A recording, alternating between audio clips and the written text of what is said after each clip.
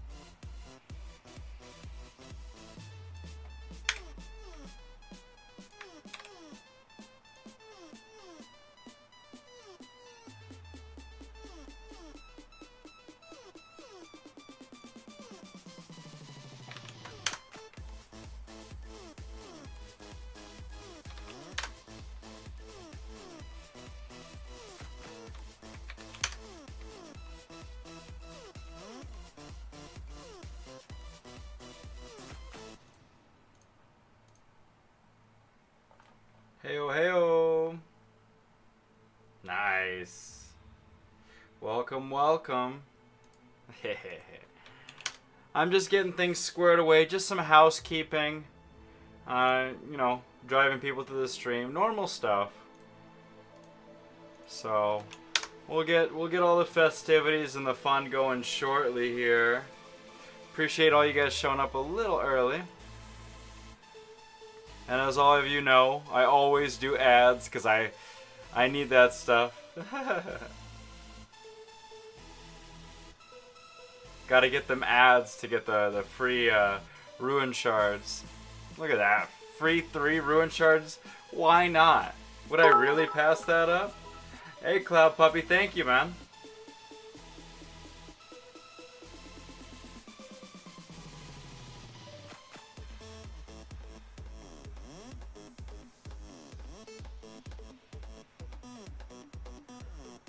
There's just some changes, just a few changes, not too much stuff. Increase my screen size a little bit, and just some little things here and there.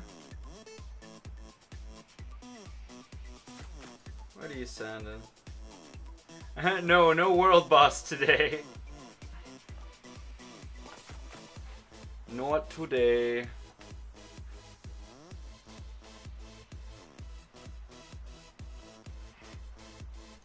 Having a good time, relaxing. About to get our interview started here. Just building a little bit of hype. Gonna do some shameless plugging in a second here.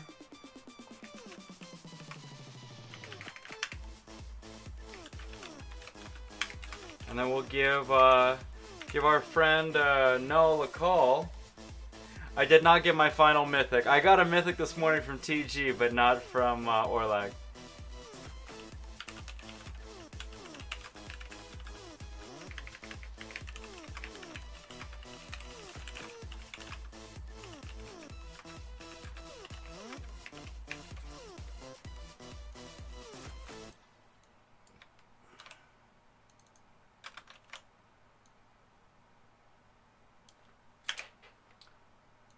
Alright, let me test a few little things here. We got some clapping.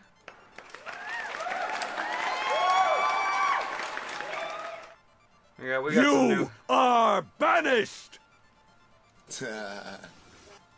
Goodbye, my lover. Goodbye, my friend.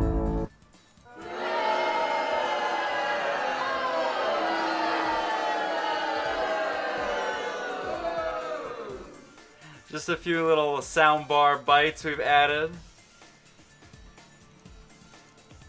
Yeah. But we're working on it.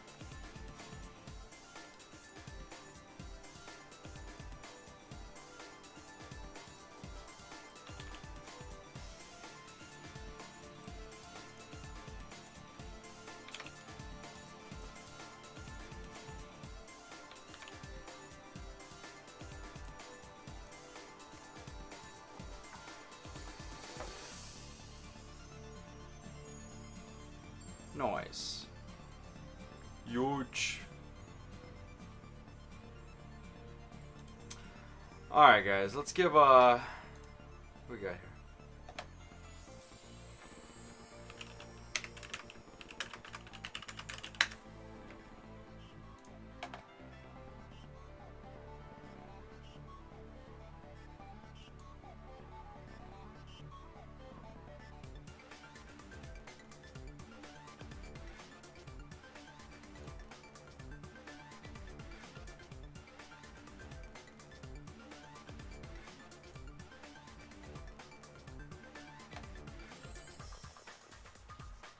Hello. Hey, Null. How you doing, man? I was tired up until a moment ago, but since put on some tunes, and here I am already. That's good to hear. It's good to hear. Well, welcome to the stream. Good to have you here. Happy to be here. Should be fun. I hope. Yep. Oh, we're just gonna have some fun. We're gonna party on. So we got Raid 6 HC streaming in the background, and we got a couple fun questions for you. Maybe you can help some people with their builds today. You know, answer some questions about your guild, about moderating in both the Discord and in Bit Heroes itself. So Yeah, that's the thing. it's a lot of moderating. I wouldn't want to be you.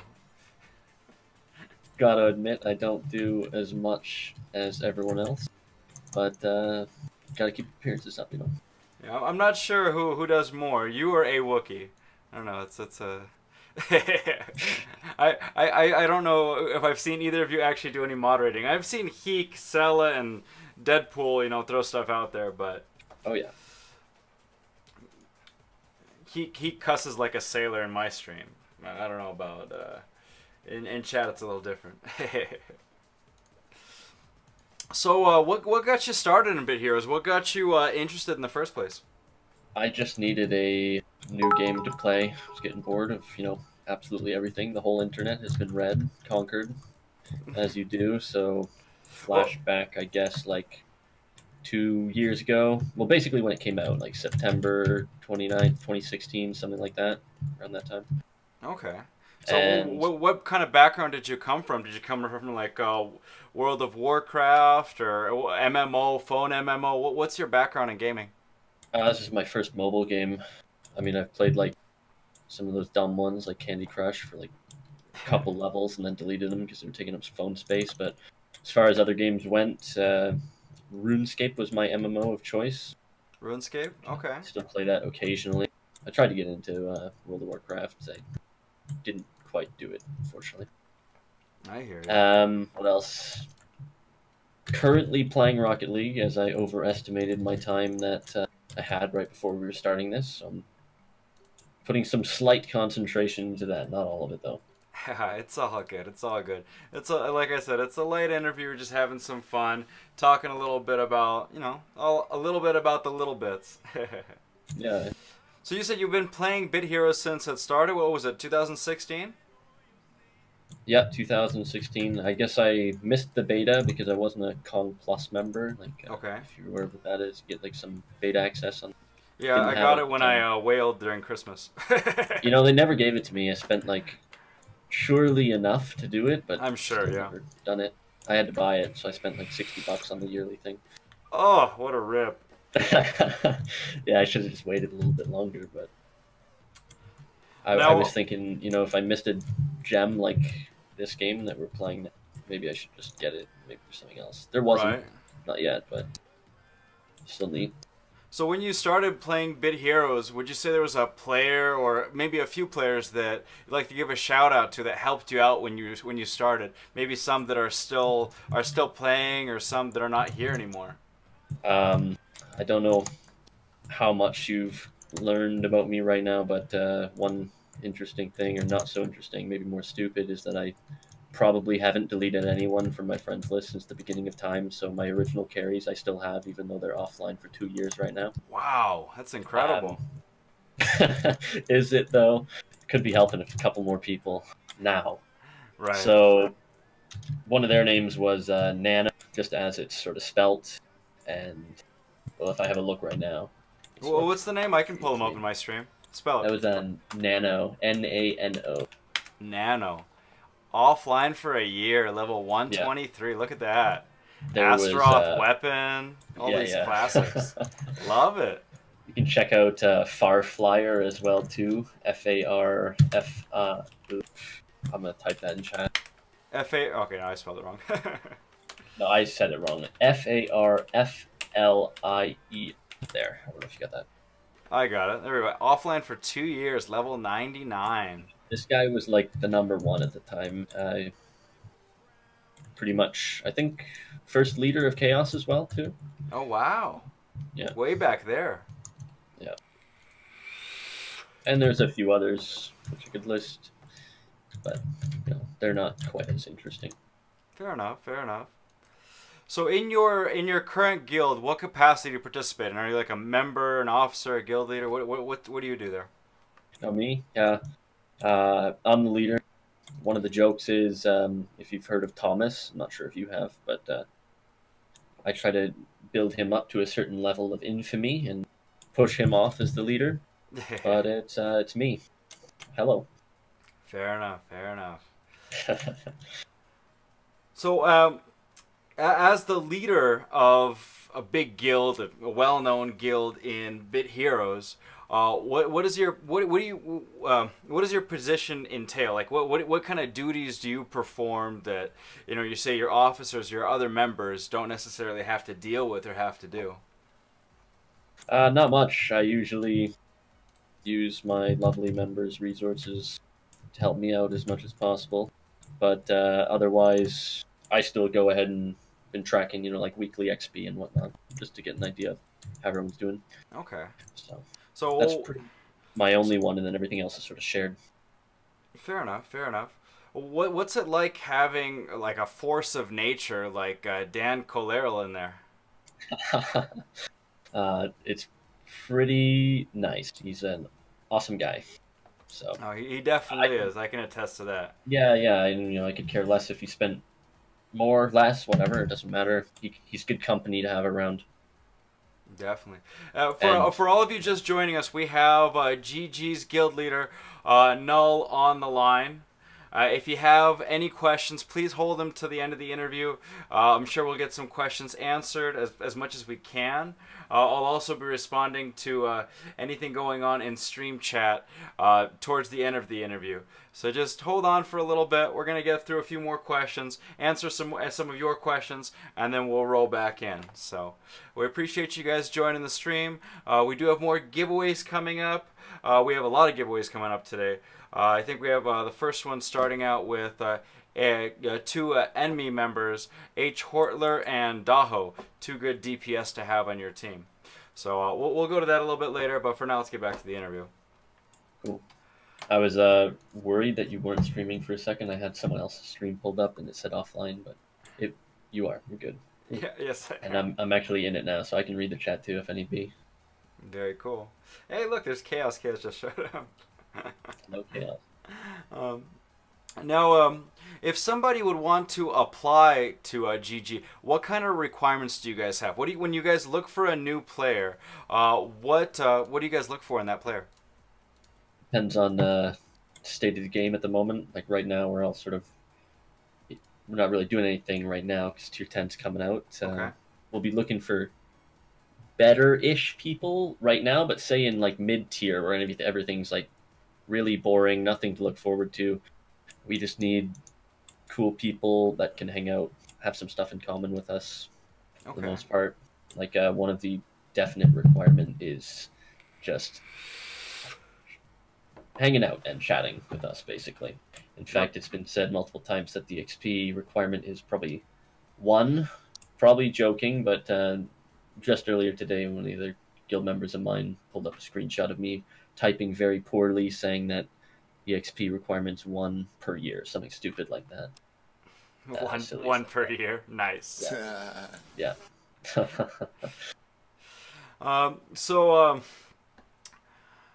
when it comes to that's basically your answer for weekly contribution. When it comes to GVG or invasion points, do you guys focus on a certain rank you want to achieve?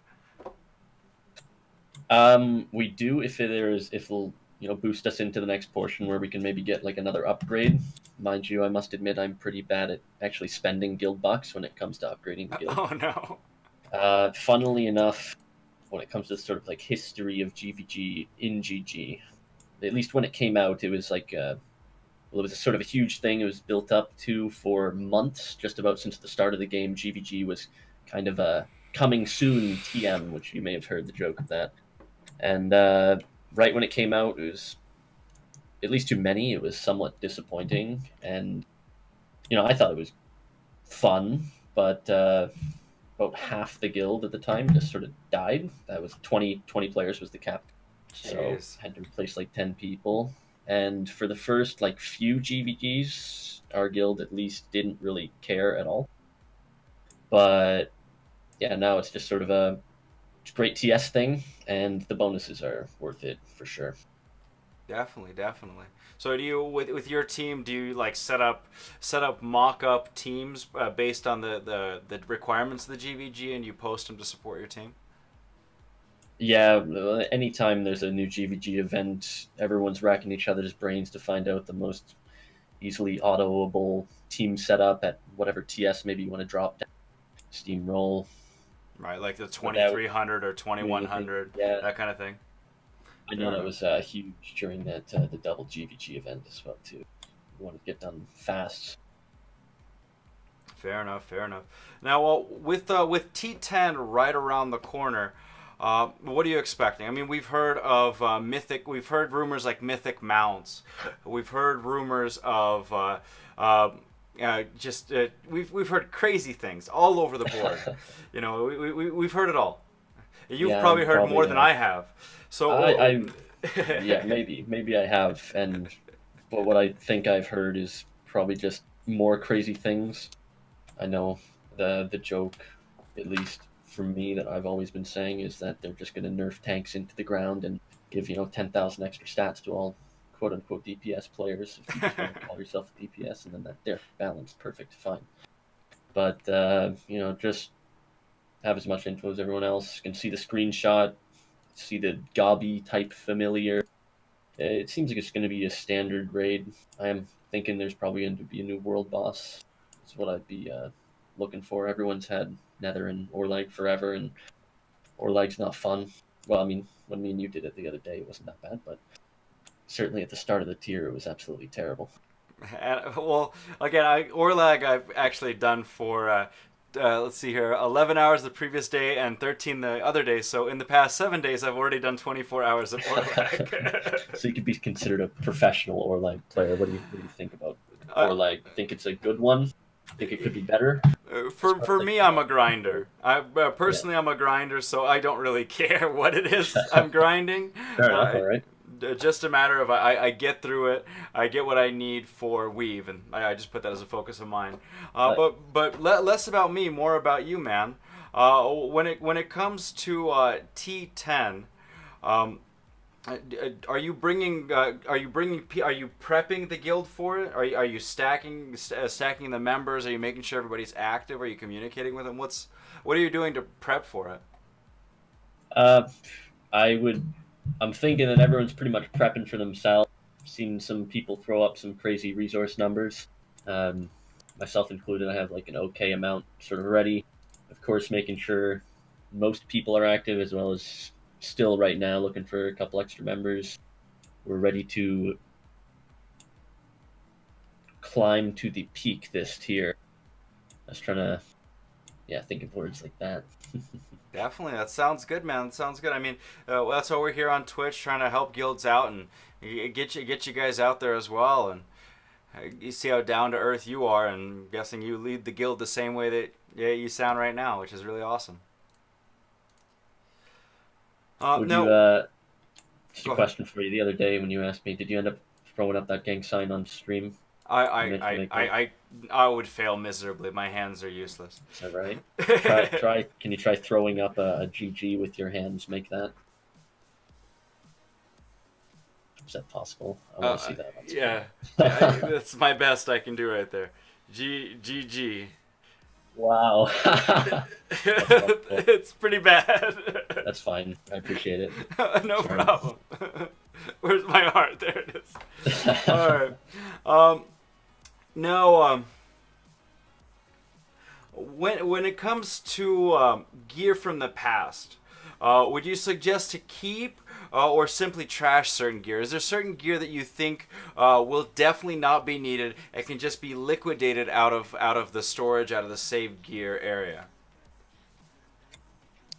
Probably any of the gear from tiers 4 through 6, unless you're really looking to upgrade something, or unless they, I'd maybe hold on to it until a couple weeks into the new tier, see if they actually change anything about that, because right now it's a pain to actually up tier anything. But as Yeah, far as because stuff that's more current to this one, Netherworld is a big one that's huge DPS set. The laser set right now, I can't remember what it's called. Thankfully, we got cosmetics for that abomination earlier today, so that was amazing. That's a really nice set as well too. Any of the tank ones, can't speak much for the tank ones. Never really been a tank at all, but Nightwalker, what's that? Obliteration, oh, and whatever the new Polaris. one is from, yeah, Polaris. That's the one. They're all extremely good. Yeah, I remember. I just grinded. Imp was showing me earlier on Discord a player who's my exact same level. So they're exactly 345, just like me, but they have 8 or 9 days less than me. But the difference is they have Arsenal and Polaris set done. Same level as me, but they have Arsenal and Polaris. The second Gotcha. I finished Arsenal, Polaris, my mythics, and all that, I went back, and those 8 days difference, same level, pretty much the same XP, I spent getting Inferno and maxing it. so, so that's 8 game days that it took me to max it from one tier to the next, which is a Wow, lot of work. that's a lot of time. Yeah. I've mainly used current sets. I think the only thing I've up tiered was Divinity once, and Divinity. That's a tier 6 sword set from Raid 3, I think. That's pretty much it. Otherwise, I'm quite happy with current sets at the tier. Yeah, it's painful going backwards. I mean, I see a lot of my Weave users here in Chaos running Talds, so it's Yeah, like, that's a lot of work. it can make some of the best tank builds, at least to my knowledge, from some of the fear crafting I've seen. So if you have the time, you want to do that, it's probably worth it. Yeah, and folks like Gag, Huayra, and Lucky Charm have been saying that they're really not looking at taking these mythics from previous tiers and making sets with them, because all these guys are going to be getting Starweave when T10 comes out. They're ready Yeah. for it. They're at the TS. They just need that little bit of push just to get over that hump. Yeah, and good thing of at least that we've seen when it came to Harvester in the previous tier is, if I'm not mistaken, actually, well, once you create it, it's a pain in the ass to make that thing with all the mythics needed, but to actually up tier it is a little bit less than you would think. It's like, I think, one mythic from every area in the new tier. So Okay. if the same sort of idea from Starweave, I think that's going to be probably quite essential when it comes to any sort of builds during this next tier. Yeah, one mythic from every area doesn't seem too bad. I Yeah, mean, there's I can imagine the world boss mythics being insane. yeah, of course. Especially if they add another world boss. So we're talking about 6 different mythics. And a That's new true. boss we've never seen before, potentially, that you mentioned. Hopefully Sill's got that from data mining. We never know. uh, let's take a look here. Now, if a new player in Bit Heroes, if I was a new player in Bit Heroes, what avenue of gameplay would you suggest the new player to pursue to get as close to end game content, as quickly as they can? Tier 9, getting ready for Tier 10, and think of it from two capacities. So think of it from the direction of free to play and pay to play. What would both avenues take, and what's the easiest way to go? A lot of factors that go into that. I did write some guides once upon a time that lets you pretty much efficiently get through zones 1 through 3 in the fastest amount of time possible, the littlest effort and littlest amount spent, if any. I don't know how current they are anymore, since there's been a few balance changes since then. I still think, as far as the mechanic-wise goes, those couple guides are still probably second to none. But I think it's a matter of getting to raids first still. That's why I only ever did zones 1 through 3. Once you're in raids, even for pay to play, free to play, whatever, you're probably just going to want to get epics and try to brute your force your way through to the next zone, get to the next raid, repeat until you're at the current pro. Team. Rinse and repeat through the raids as fast as you can, basically. Yeah, and then Now that's the pay to play method sort of, for the most part, right? I mean, even free to play, like you just want to do it until you get just enough TS to move on to the next, and you don't necessarily have to spend anything on resources. In fact, for free to play, I'd recommend you try to do a couple rolls on large pet egg, large pet accessory. DPS is probably the easiest build to actually make, just given that you don't need to min-max everything to actually be a good tank, or to be a good DPS rather. Whereas to be a good tank, you really have to get pretty much everything together. Yeah, I've noticed that today with missing Twitch or even Brightstar. I had some difficulty baiting for Yam and Lucky Charm and Nether 9HC. Mm-hmm. Now let's talk about your mod experience. This is always I don't enjoy modding. I've done it before. I don't enjoy it, but I wanted to get your 2 cents on it. So let's start off with your experience being a mod on the Bit Heroes Discord. What's that like? What's your issues with it? What would you like people to do rather than what they're doing? And give us some perspective. Well. The story of how I became a Discord mod was Tari messaged me on Discord and said, "You're a pumpkin now," and then I had the role, and it was pretty incredible. From then on, I just did as I mostly normally did, and helped out here and there, the landing zone and stuff. I think that came a little bit later. I used to be quite active in there, getting people the correct roles. Helping questions was a thing. I used to type there a whole lot and. Until Emily took over that section for the most part. Yeah. It's her village. A few other helpers as well too. Oh, there are. I haven't noticed any. Yeah, no, there's a good few of them. I think Emily's one of the more active persons. Very cool. Yeah, she's in a that beast area for sure. As far as making sure everyone's staying in line and whatnot, it's just the best advice is just think before you speak, something along those lines. Though I must admit, I do enjoy a good bit of, Discord in the Discord, so to speak. So. Well, right, that's the name of the program, for God's sake. Now, when it comes to in-game modding, what does that boil down to? So I've been, I don't know how many people Sella mutes normally, but Sella's warned me and she's muted me. She's muted me once. I've dungeon crawled and done everything with a Wookiee, with nice. With Ode and with Heek. I did 10 hours with Heek yesterday, so and 4 or 5 hours with Ode as well. So. Sella muted me for the TOS piece that always frustrated me a little bit, and that's the going around chat filters. So I was just looking at that now as you were talking about it. It doesn't seem like it was that bad. You said "fack" instead of "fuck," I suppose. Oh, so there is a notation for it. Just a small one, yeah. Okay, that's cool. So you guys keep track of all that. Very cool. Mm-hmm. So Sorry, I sort of lost myself. I was looking that up. You just wanted to hear sort of about going around the filter, why that's not so great. Yeah, and just overall your in-game chat mod experience, please. Yeah, sure. So when it comes to the filter part, it's been interesting as well. I've had a few times some people just like misclicks. I'm not very well known for being good at typing on a keyboard when it comes to actual accuracy. So if I go ahead and type a curse word in the chat there and I inevitably mess up and it's one letter off of being the actual word and I've avoided the filter now, well, I'm done. But it's there for a reason. It's just part of the terms of service of World Chat. We don't really like to do it, or maybe some people do get satisfaction out of it, I don't know.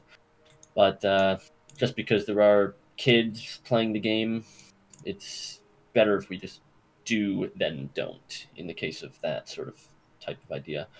But when it comes to my actual mod experience, I'm probably one of the older ones. I think there was like 3 in the first place: Brittany MD, Zero, and Serial Killer 8, who has a fun reputation. I might be able to tell a story about that some other time. There was a second batch of player mods. Those first 3 were think, friends of the developers at the time. They didn't play extremely long, but they've always been sort of around, checking up on it every once in a while. I think the second generation mods were Dranmarth, Bob1011. Oh, the guy who wrote the guide. Yeah, him. Yeah. By the way, Trying to the think guide of the is numbers. in commands. If anybody is looking there, we have a few commands in the chat itself that can help you out.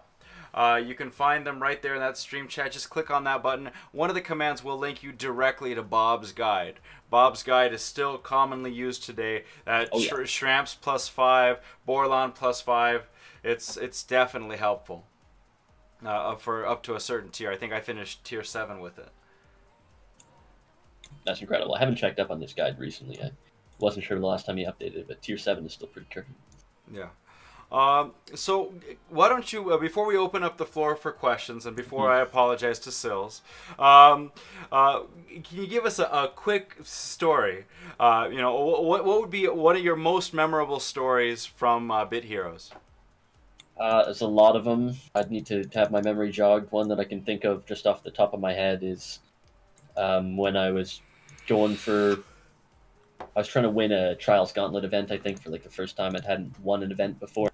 This particular one was for the Chet rune. It's a C-H-E-T. It's a terrible rune, mind you.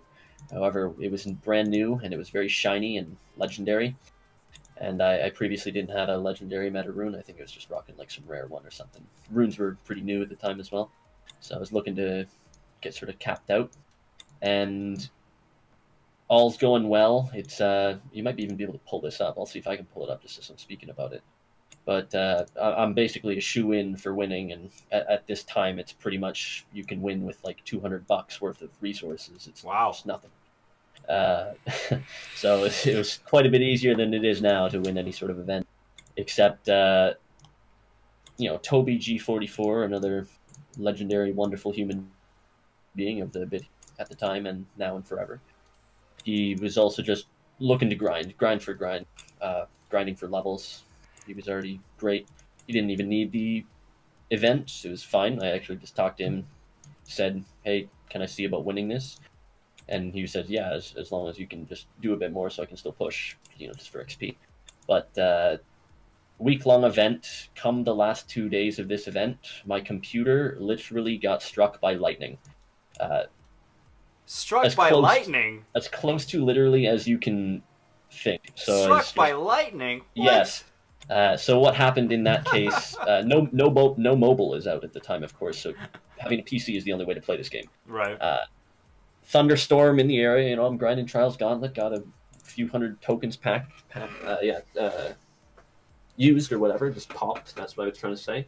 And lightning hits, like, right outside my home, power goes out, computer's fried, motherboard's gone, CPU's gone, one hard drive's gone, power supply's gone, $1,500 worth of PC parts just sort of blown up. And I didn't get any of the new ones since I had to order them in. Right. In the next bit. So I didn't end up winning that, but it's created even a better legacy because anyone in GG right now, I don't know how many of you guys are watching, but we have a curse that goes on, and I'm pretty sure I'm the cause of the curse. I want to say that 50% of the meta runes that anyone creates in the guild is going to be a Chet rune. And if you pull that Chet rune up, it's probably the worst rune possible. It was buffed once; it's still not good. It is. Let's see. In the stream chat, to look up the Chet rune, you just do !ruins, RUNES, and that'll pull up the wiki page for ruins if you want to check it out. Yeah, I'll click that. Yeah, and this was. I'm reading it now. Drain 100% SP from an opponent when you defeat them. Hinges on your actual character dealing the finishing blow and the NPC that you are killing actually having SP in the first place, which is not often. So, terrible rune, terrible curse. That's one of my most fresh in the mind memories, considering I just crafted a Chet rune about a week ago. Oh, jeez. That must have been a fresh wound, just tore that Band-Aid right off. Fresh wound, yeah. There's a scar, it's healing, and then right back open again. Wow. All right. So, if you got anything to add before we open it up for questions? I can't think of much else. I'm happy to answer some questions now. All right. So, Maybe I'll be able to think of another story or something later. very cool. So we're gonna go ahead and open up the stream chat for questions. You got any questions for Null? This is your chance. Go ahead and ask. Welcome everybody to the stream who's just joining us. Uh, hey there, Monty. The pizza roll guy. That's my favorite pizza roll. I don't know if I've had a pizza roll per se. I've had, pizza pockets, pizza, what are those little pizza things? Pizza bites, that's the word. As Bagel far as bites. just favorite pizza, though, The in bagel general, bites I'll are just answer fine. that. Bagel bites, yeah, bagel bites are good too. I make a pizza or get it ordered in from wherever place. It's sort of like a barbecue one. Use barbecue sauce as a base instead of tomato sauce. Get some sriracha chicken, hot banana peppers on there. Some pepperoni, bacon crumble. Tastes really good. Does sound good. Otherwise, most pizza is my friend.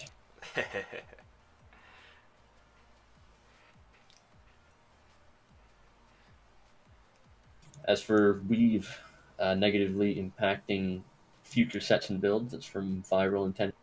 It's still hard to say right now. I can't recall how many people actually have it this tier, probably like 10 as a guess. But next year, it's certainly going to be people gearing up, getting more stats, rebalancing. Maybe DPS can get it by using a DPS build, for all I know. I think it could be negatively based on the fact that you're going to feel like you need it to make a build good. But also, it does offer some of the best customization for making unique combinations of sets. And I think the Ancient Starweave is one of the best designed items in the game. I'm gonna step in and extrapolate on the Z8 D3 real quick. Last night, around 3 a.m. 3 or 4 a.m. my time, I had Ray. I know you guys know Ray. He's one of our best level 600 players out there, Weave user. I had him put on a set that I will potentially be able to run in T10 at around his TS. And that set is Polaris with Flicker Rate and Bright Star using 2+5 REMs and running that at that 4600 TS that he currently has. So I think is close to 4700. And he got really close to clearing it with that set. So it should be possible with those 2+5 REMs, maybe a little bit more TS than that 4600. But that's what I had Ray run last night. Just to give you guys an idea, he did run a Max Tobert and a Max Trophy as well. Alongside that, as well as, of course, maxed, I think, all full leg DR ruins and a leg soul. That's good to know, actually, the TS range and whatnot. I expect when tier 10 drops, it'll probably be like maybe 1100 TS gained from getting a full set. I think the switch from tier 8 to tier 9 was something like 900, and it's always been sort of steadily increasing.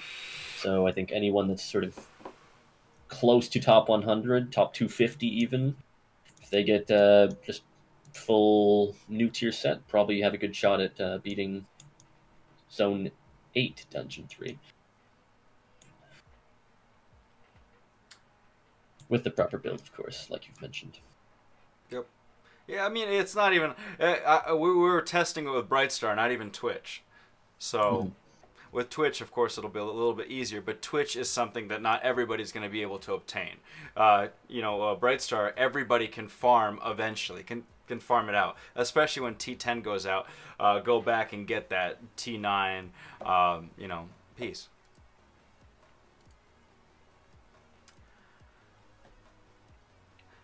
I saw a question that didn't see who it was from, but does pineapple belong on pizza? I don't know, but I will. No, you broke off there.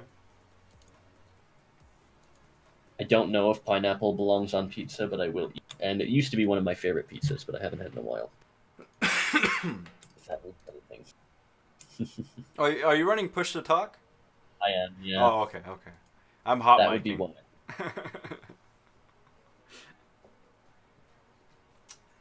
how do I think they will balance DPS and tanks without breaking the game? I'd hope through quite a bit of testing uh, to make sure not to break. As for the specifics of it, like how they're actually going to fix something, I imagine it probably has something to do with familiars. I believe in this current meta right now, a DPS cannot get a tank familiar that will be on the same level as a player tank. Reason being, I mean, we saw like the few from Expedition where they can actually heal when they get, but they don't have as much bonuses. They don't have, well, their stat distribution is not bad and whatnot, but I feel like it's going to be a change when it comes to familiars, at least to balance DPS and tanks. Did you have any ideas on that, Roman? I got no clue.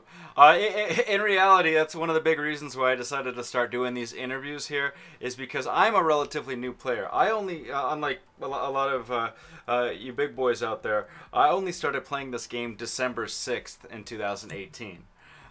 So I'm actually haven't even been playing 3 months yet. Mm-hmm. Quite the noob. Quite the noob, that's right. Even though I have a level to back it up and gear, if you look at my ruins, you can immediately identify how long I've been playing. That's the true telling point for anyone. I always like looking at that. Yeah, it's just like with humans. They can do as much plastic surgery all over their body, but you look in at their hands, and you can immediately see how old they really are. I got an interesting question there from Jethia. How do you think they will handle the massive TS increases between tiers? Will they buff earlier raids to make it more challenging for new players? They have gone back before and buffed previous content, be it zones or raids. That was something that happened when enchants came out, as everyone experienced some TS increases from that. However, specifically when it comes to new players, you can't really increase the old raids because they're designed in mind for a new player to have a team basically full of new players. Of course, everyone can get carries from this stream from Discord. There's lots of good avenues to go ahead about getting great friends, but they can't really go ahead and buff the raids themselves. Perhaps they could do something like challenge mode raids, which offer current tier difficulty in the old, just sort of upping the stats of all the enemies in that, maybe for some extra small reward. Make it a bit better for going back and grinding as well too, like if you needed familiars, you needed enchants, well, that's definitely don't want to do that, but schematics, that sort of stuff. Challenge mode might be a interesting idea that I'm sure was suggested somewhere before.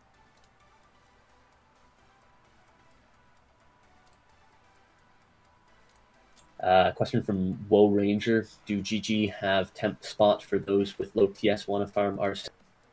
We actually do not. Not like in guild, if you mean. I think I had recently seen something Friction, the guild Friction, another very good guild. They happen to have some sort of temp guild slot for anyone wanting to farm R6 or even R7, I think will be on if it does. I always get confused, so many of them now. So check out Friction. Otherwise, as far as like friend slot giveaways by GG, sometimes we have, programs or we get together some whole bunch of slots, kind of give them away. And I'm sure lots of members of the guild just individually have quite a few slots to give away. So that was something that this was before my time that Num1 did, correct? They had the Num1 rep program. It was pretty innovative for the time, I suppose. I think they were like the first person to do it, at least one of the biggest guilds to do it. And yeah, they would basically just reach out to players, anyone who wanted to go hard for a week, 2 weeks, farm up, get good gear, go back to their guild, then carry their. They would invite them for that time, provide them with just about the best raid team, best environment to do so. Very cool. Another question from Viral Intention. Would it be odd to classify tanks and DPS without actual classes? I think it'll be based on gear or stat distribution. Not sure exactly if I'm reading that question correct, but at least the way we classify tanks and DPS, it's currently based on gear and stat distribution. There is no place where you choose to be a tanker. DPS, it's all a matter of the actual build, what stats are where, what armor you're wearing, what accessories you have. So I don't know if I can give an answer to that, unless I already have. What is my rank in Rocket League from Awuki? I am a champion. Peak champion of the whole world. I don't know what that means. I don't play that game. That's okay. Maybe I can pull up like a tier list. I think from the top it goes Grand Champion is the best, and then there's 3 divisions in Champion. Champion 3, 2, and 1. I was a Champion 1, but the best at the Champion 1. So quite close to the top.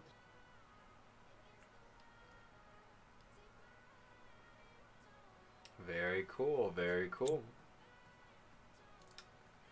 Yeah, I think I've read all the questions for the moment.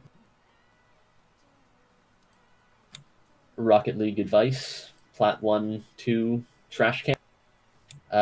I'm not the right person to get advice from. I have many disciples when it comes to Rocket League, most notably Novantis, Silsk of GH, praise the pun, he's in chat here. I got Thomas, and if you ask any of them, I am not the best teacher of Rocket League whatsoever. I'll be doing a whole bunch of spins when I don't need to be, but goddamn, when I get that goal, I will be looking good. And that's what all my disciples do too.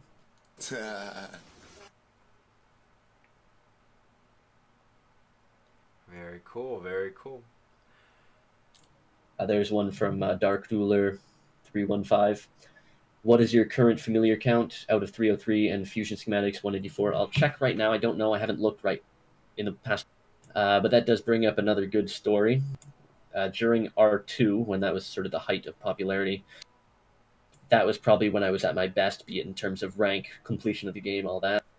And I did manage to complete not the familiar count in the familiar screen, but if you go ahead and check your info page right now for a bit here, it'll also have a number for how many familiars you have out of however many familiars there are. And what's different about the info page compared to the actual familiar menu is that info page will not count if you have 0 of a familiar at a time. So if you've gone ahead and fused a familiar, now you have 0 of one familiar, it will not count that. So during R2, I had all of the familiars possible, base 1 of everything. So, that'd be 1 Ulxaroth, 1 Ulxa, 1 Astaroth, or etc.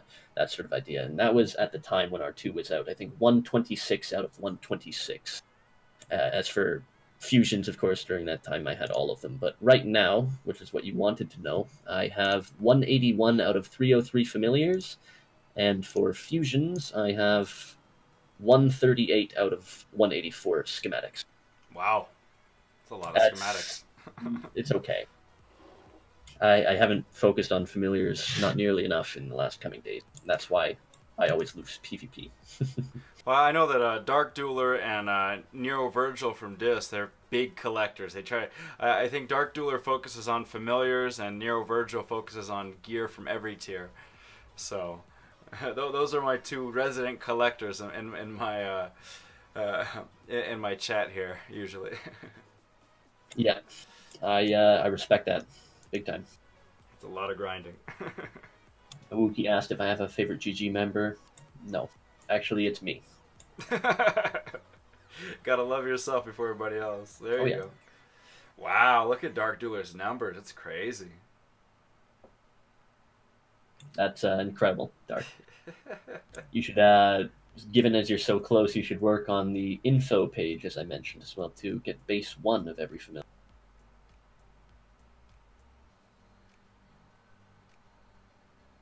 Jeez. Question from Velis to know him well. How tempting is it to accept my friend request?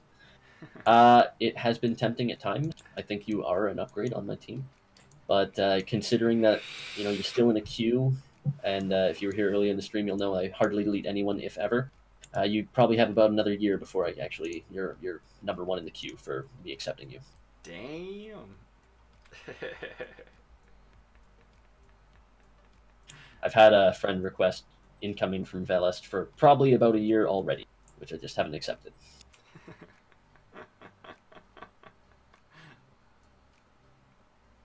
I think my hoarding tendency started with a particular user of Bit Hero. A long time ago, there was a gentleman named Ghost Jake. I just put it in chat if anyone wants to view him. And this particular person was, Spell it for me so I can pull it up. yeah, Ghost. just throw it in the chat. It's probably up there sooner than it is here, but Yeah, I see it. Ghostjay. This particular person of the time managed to secure rank 1 when it came to levels. Like, he really pushed through, and looking at that guy there, level 118, rank 1, by the way. And Jemmy wasn't even out at the time, as you can see by his pet. This guy was pretty famous for saying, hey, anyone need any help? And he would add everyone, and it was very good, and he helped all the new. But he would kick anyone that was offline without exception, and just add more people repeatedly. Never kept a single person. So what I did at the time was, he was doing his usual spiel, anyone need help? I said, I need help. He sent me a friend request, and to this day, I've never accepted it. And it's a big middle finger to him. I like it. That's fun. So that's where my hoarding tendency started, I'm sure. Chalk it all up to that guy. Viral, let's not talk about smack talk about other people who aren't here. That'd be cool. Oh, here's a question from Praise the Pun, being a real jokester. Why am I not in K? Well, once upon a time, this is the story that I tell everyone, at least. It definitely didn't happen this way. For every day since I started the game, I would message Tari and say, can I join Chaos? And, I was just never accepted. Even at my best, when I was, number 2, I still, never was good enough for Chaos. Chaos was always out of my reach. Except what really happened is that I just made this guild, and I thought it was kind of fun. So I stuck with it. But if you ever hear me saying that I was always denied from K, that's just me lying. To put that a little bit more clearly.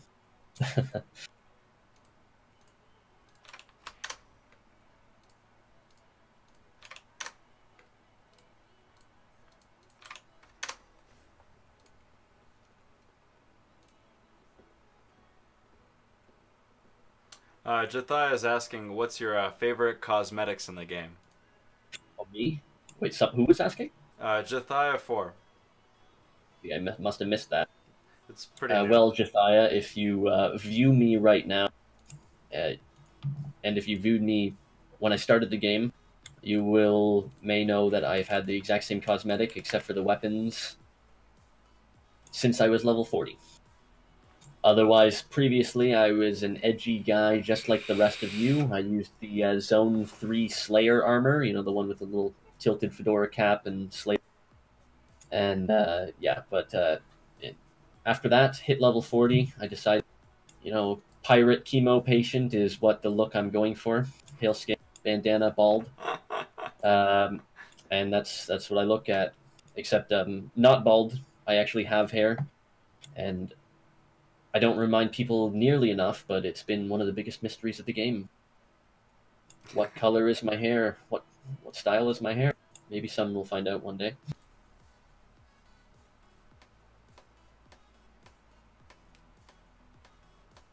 It's always nice to keep a little bit of air of mystery.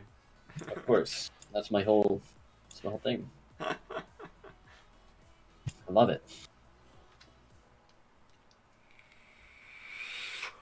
Well, at least you did a voice reveal, so that's something. Oh yeah, that's all right. I can deal with that. Fair enough. And folks know what I look like because I stream now, so. But again, I'm the newest member of K. I barely got my toes wet in this game, while you guys are all the veterans with your fancy leg ruins. Or runes.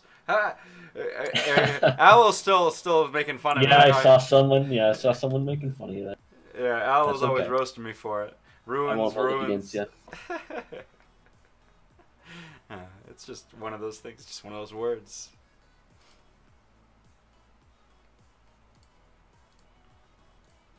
So right now, since you're at DPS, what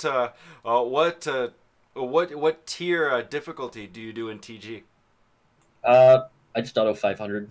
I can You- do that fairly well. I'm sure I could probably do up to 700-ish with, like, if I wanted to try that, I'd have to manual that, but just looking for that ease of access type ability and get the sets. I think I've only ever got like 2 pieces of Polaris set during this whole tier for some reason, but I've always done just 500, and that's not that bad.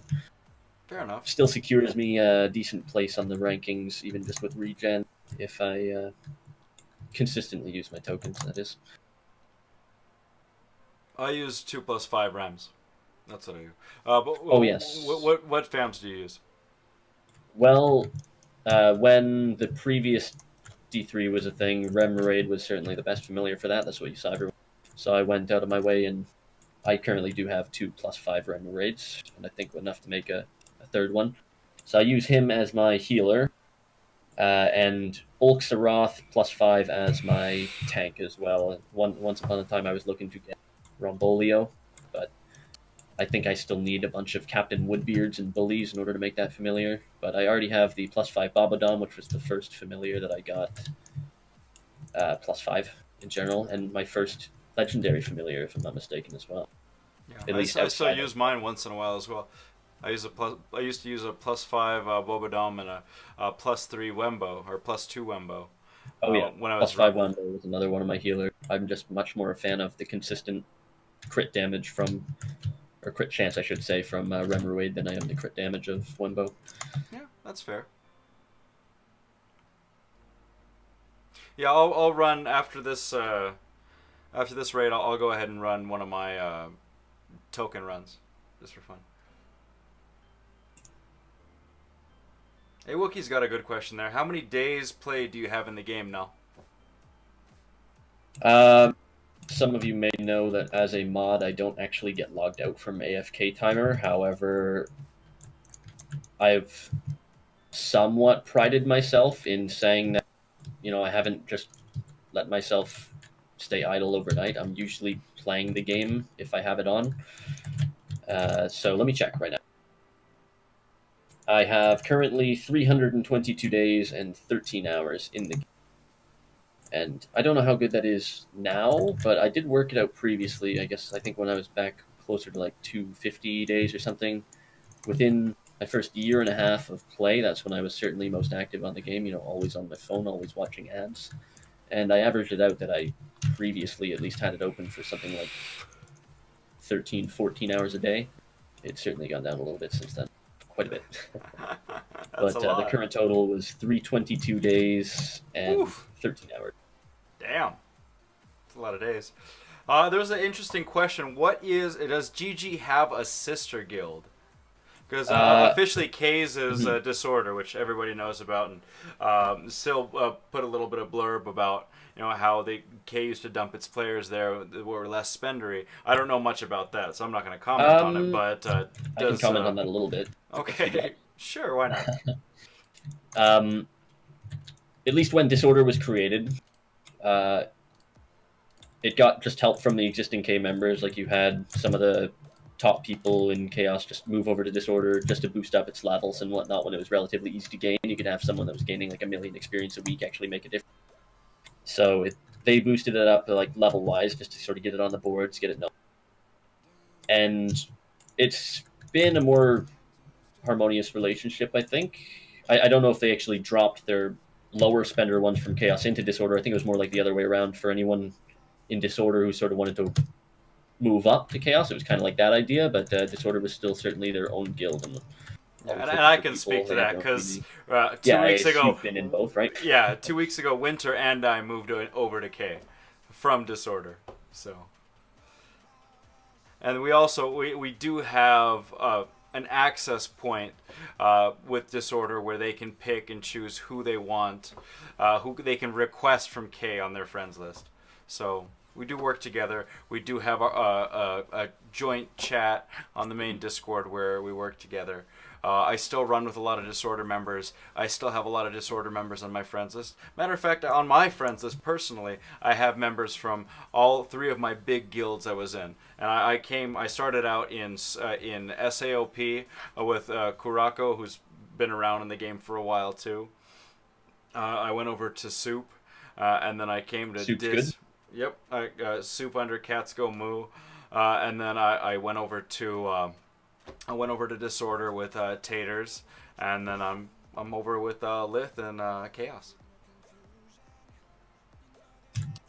And then just that's nice. I didn't actually know your guild history. I knew you were in Disorder and then Chaos, but previously I didn't know. Yeah. But then just going back to if we had a sister guild like SGG, no, unless you count Nova's Coffee House as one. It's basically just a retirement place where anyone that wants to sit there can sit there. It's like a level 30 guild or something. Or there was another one called GEXP was the name of the tag, and it was just a little pet project of mine. I don't think there was any actual players in there. It was just me, but it was a project nonetheless. So no, we don't currently have a sister guild. Thought of the idea, partnering with an existing guild or doing anything like that, but it's a lot of work to do that. I bet. I really don't feel like doing that. I respect the Chaos and Disorder relationship, given that it's been working for the most part for the longest time. And to speak to Cell's comment, the first Weave user who I ever got on my friends list was Lith. And that was thanks to Taters. As well as Taters gave up Tar 1, or Gag as we know him, and gave him to me for my friends list. So those were the first 2 real OP people who I added on my friends list as perma spots.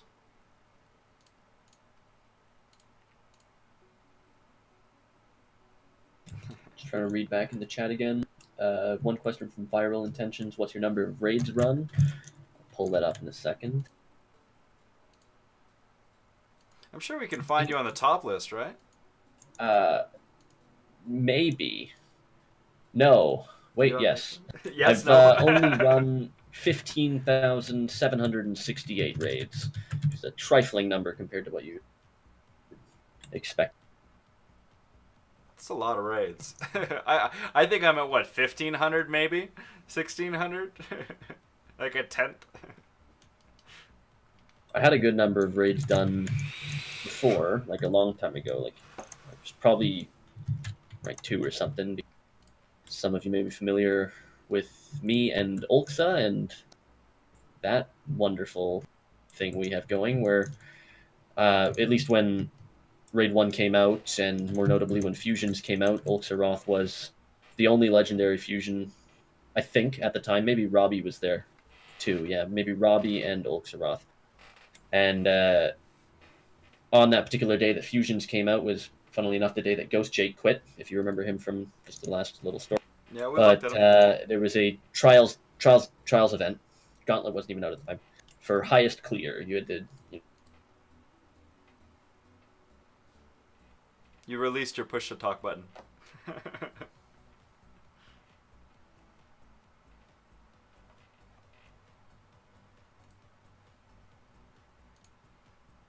No, are you there?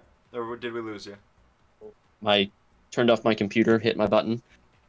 So as I was saying, on mobile, you had to clear the highest level in trials, and the reward for such the event was, well, you can go back and view it. It was the Staff of the Magi staff, original staff, and then there was 5 Storm Barrier offhands.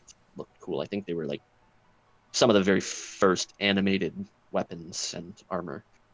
Only the Immortal Resolve, the tier 4 legendary offhand from Raid, was animated before. And so because Fusions came out, because this event was going on for 2 weeks, everyone was busting their ass trying to get the clear. Because if you wanted to get the highest clear, you better have had Ulxaroth, basically.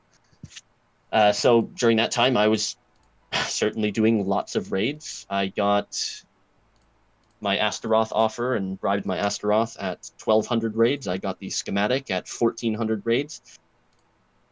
And then quite some time later with Ulxa, I didn't manage to get it during the event, but I got it at 3,400 raids before I got a single Ulxa offer.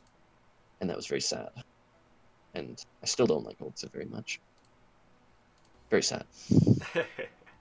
Just one of those things, huh? That still kind of sits on your conscience. Yep. Still hurts me. I could have had one of those. I would have certainly been able to at least get top 5, get one of those unique accessories or main hand, offhand, whatever you want to call them. Because they never released them again. They had a recolor when it came to Tier 6 World Boss, I think, with the healing set. It's like the purple staff and the purple. These particular ones are blue instead. You switch back to your comp? Yeah, it did it automatically. Nice. Not bad, not bad. Gotta get everything pulled up again. Can't see any of the questions. You might have to read some out if I missed some. If it's still. Woe Ranger's asking, what's your opinion with PDE? I always think PDE equals GG because they have good players, but not that popular as GG. PDE has been around for a while. I was good friends with their first leader, Her Majesty. He helped me out. I helped him out. He was fun in Discord. Not quite so fun for some other people. As for like their reputation and whatnot, I do say their players are certainly strong. You can tell just by looking at the leaderboard, but they're not quite as vocal. You don't often see many of them around, but the few that you do are great people. I just think they're more, stick in their own guild chat, for example. But great guild. Fair enough. Now I've heard, I've been told by random people about some sort of quote-unquote alliance. Now, does it exist? Is it a thing? And are they trying to recruit members and steal members from other guilds, if it is a thing at all? An alliance that I would have with someone else, or not. I don't believe it has anything to do with GG, but they just call it. I've been told it's called the Alliance, and it has certain guilds. Again, I don't like starting drama or rumors, but if you've heard anything like along those lines, not to point fingers or anything, does it exist? Is there an alliance between certain guilds? They're trying to. Apart from a few relationships of just like healthy relationships between a few guilds, like to take GG and United Flying Unicorns, for example. A lot of my members came from there. We still try to help out them out. I really hadn't heard of any sort of alliance that was sort of poaching members, so to speak, personally. But maybe I just wasn't around when there was speak of it. Okay, very good. No, I was curious. I was warned about it, so they're like, "Oh, Roman, watch out! You're a new K member. You're up and coming. You're blowing through resources like like crazy. They're gonna want to go for you." So I was warned about it, but nobody's approached me. Everybody's been super chill, and I haven't had any bad experiences. Well, that's good. Hope it stays that way for next however long you plan to play. Yeah, I do too. I've really enjoyed the game so far, and everywhere everybody's been super chill on Reddit, on Discord, in game. Is the Reddit still active-ish? I mean, it's okay. I know Gav's been really active in it, throwing his new YouTube videos over there. Oh, cool. And you guys can also find him in Commands if you want to check out some of his videos. We cross-promote. I help him out. He helps me out. He has a lot of good videos about different raids and tiers. And, of course, some speculations about T10 that are unconfirmed, of course. But nevertheless, speculations are speculations. And it's always fun to watch what people think is going to come and what to expect. That's some of the best parts of any sort of new content is the speculation. And then, of course, when it drops, that's the real best part. Just seeing everyone sort of work together, brainstorming, analyzing every pixel on the release screen that they show, seeing if one thing is out of place and then referring that and making it some crazy theory, and then boom, they were right. How great is that? I think it's awesome. A Wookiee's asking, who was your first carry, if you could remember? I know you mentioned it earlier, but we can bring that back around. Yeah, I think it would have been Nano, if I'm not mistaken, and then A lot of other good people came by later. There was another player who I didn't mention previously. It was Bark. That's Baark. He was in, I think, 666 as the guild, which was a guild from the beta, one of the oldest guilds in the game. That's the tag, by the way. Sorry, 666 is the tag. Black Rope is the guild, and I think they're still around. Not quite as spectacular as they once were, but I know, a few people from there. And most recently, one of the members in GG right now, Nubshi, who many of you may be familiar with, was hanging around Black Rope and helping them out. I think he was there before. Thank you, Suniza Hero, for subscribing. We appreciate that. You were denied from Black Rope Viral. Sorry to hear that. Oh, Nubshi was from 666. Yeah, exactly. That's what I thought. Thank you for confirming. Very cool, very cool.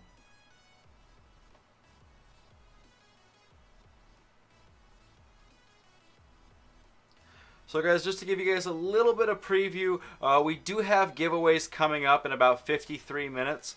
We have two of my good friends over from Enmy. We have Daho and H. Hortler today. H. Hortler giving out a perma spot and Daho giving out a 2-week, what's it called? A temp slot, 2-week temp slot. So I can pull those up for you just to show you what to expect real quick, and then we'll get back to your questions.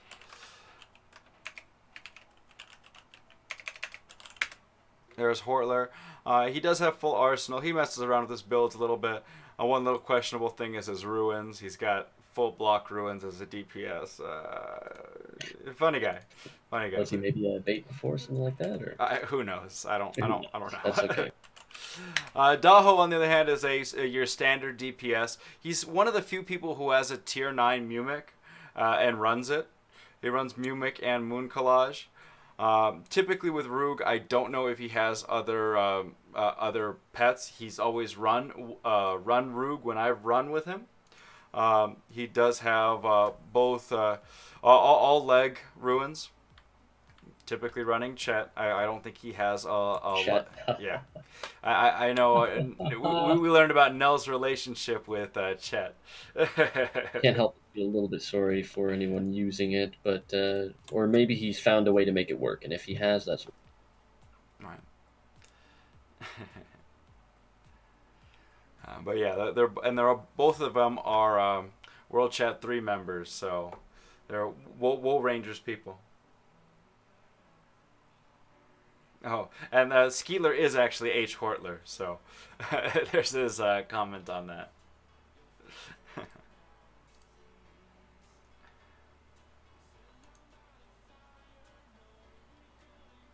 Anybody else have any questions they want to ask right off the bat for Null before we give him a little bit of a break here?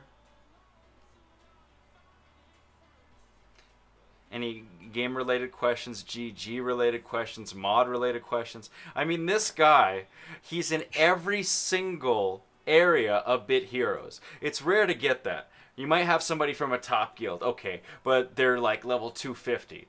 Not to name any names, or they're a chat mod. But they're not really active in the community and other aspects. They're active in parts and not active in others. This guy has his hands in everything. So it's very rare to have that opportunity and be able to ask somebody those questions. So take this opportunity and really think and get those questions out. That way you don't bother him by pinging him in the Discord. I'm probably one of the few that doesn't mind being pinged, so feel free, as long as it's not excessive. But... you're brave, man. Thank you, Uber. Brave man.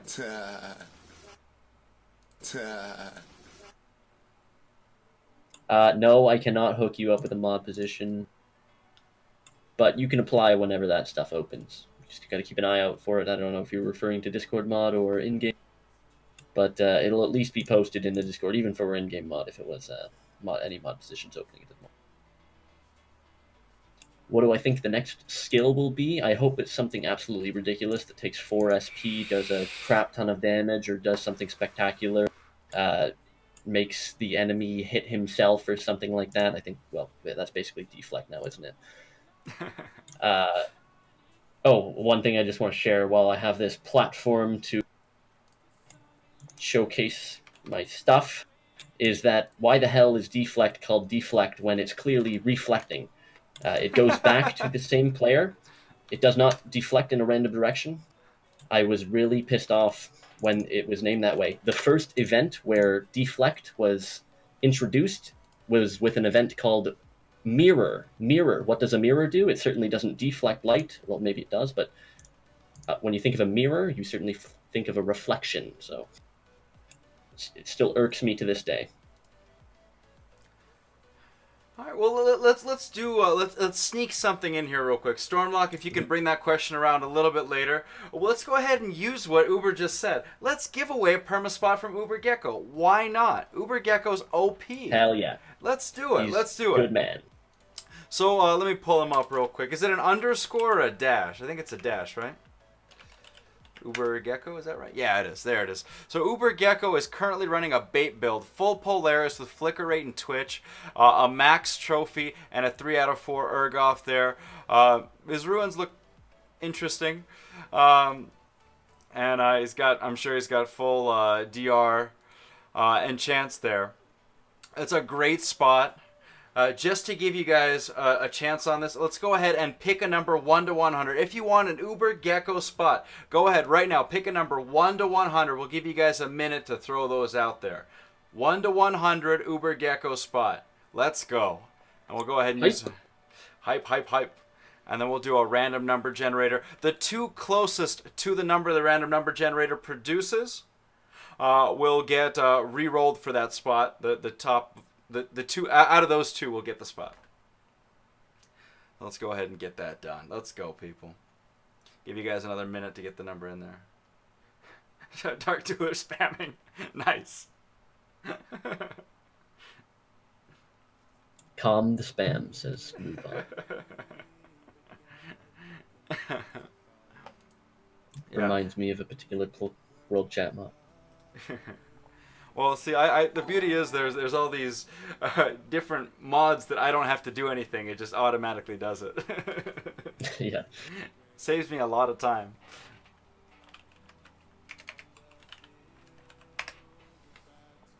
I really need to set up some sort of giveaway bot, because with so many people, it's not going to be really easy. All right, with Zazzle there, we're going to go ahead and close that up. I probably should have done 1 to 1,000, but whatever, it's done now. Whoa, you're too late. Sorry. I already said Zazzle. It was going to be done. But my speech is delayed, so I'm guessing Woe didn't hear me. So we'll go ahead and include you, Woe. I'll be nice.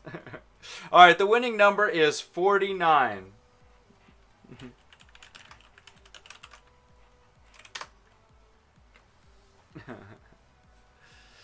Alright, so let's take a look. Looks like Jethia, perhaps?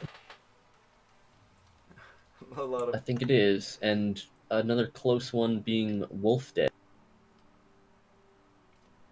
Wolfdead and Jethia, I think you're right. Alright, so Jethia and Wolfdead, if you guys can pick a number 1 to 100, we'll do that reroll. And the closest to that number will go ahead and get that spot. Wolfdead and Jethia. Pick a number 1 to 100. And we'll get back to the questions here.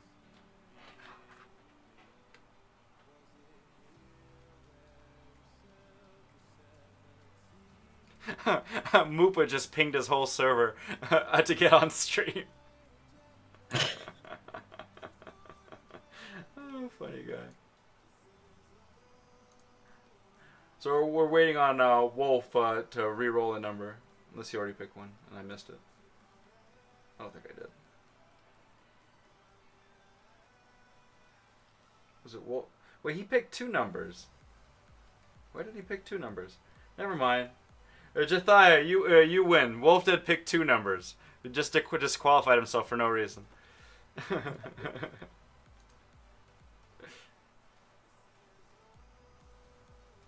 Well, that makes it easy. All right. Otherwise, I would have liked to see something like The Price is Right, where just Aya picked 44 there, and then Right. maybe Wolfdead would pick 45. Price is Right style. I like it. So Uber Gecko, you can go ahead and add Jethia if you're still there. If not, we'll have I'll DM it to you later. That's fine too.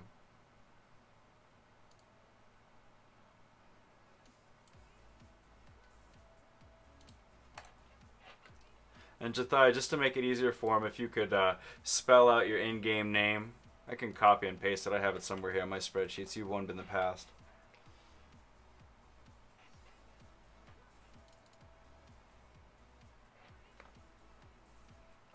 Bits donation gave me luck. Nice.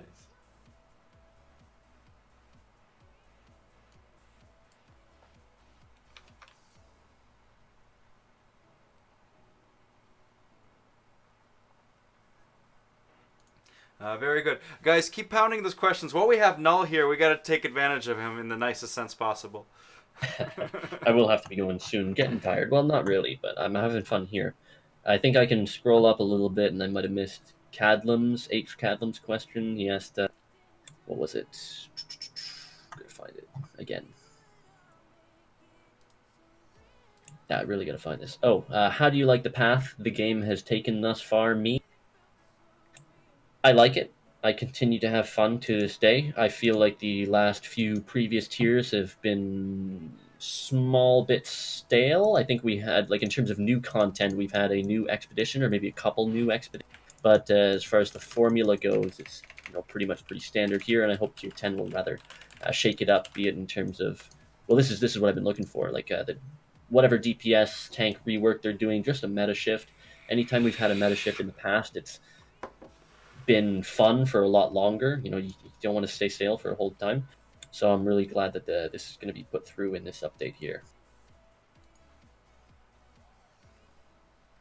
What do I think the new meta will be for raid setup in R7 Heroic from I'm Skeetler? Just after that, kind of leads into what I was just talking about as well too. I have no idea. We'll have to wait until we see what the actual rework is like. I think you'll have a DPS. It'll probably be something similar to the previous raids, unless there's some ridiculous ability that the enemy encounters will have. But I think it'll just be more well-rounded overall during this new. Kind of bang these out here from Woe Ranger, since these are some previous ones. Is it true if you have a 7-day ban in World Chat, your account is going to get permabanned? I know that for a fact from one of the people who I started playing the game with, and one of the sort of co-founders of GG. He was a real asshole, pardon my language, but he was the first person in the whole video game to become permanently muted, and by permanently muted, it is 10 years. And I think about 2 years has expired so far. So, maybe if this game's still around, he'll come back and he'll get muted again.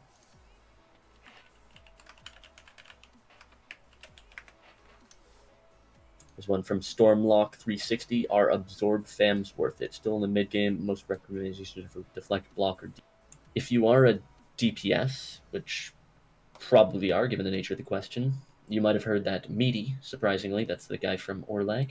He looks like that blob of meat, and it's not a very pretty familiar, but he is one of the best ones for DPS, at least right now. That's what I think. There's been only a couple people that have actually beat the previous Dungeon 3, Zone 7 Dungeon 3 as a DPS, and they utilized Meaty to do.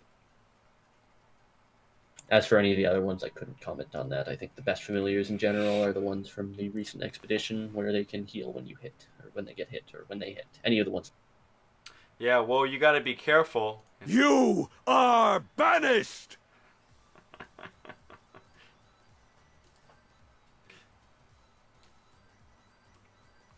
So if I'm not going for a +5 Wolgadur, would you, out of the Torlag legs, you would suggest going for a Meaty?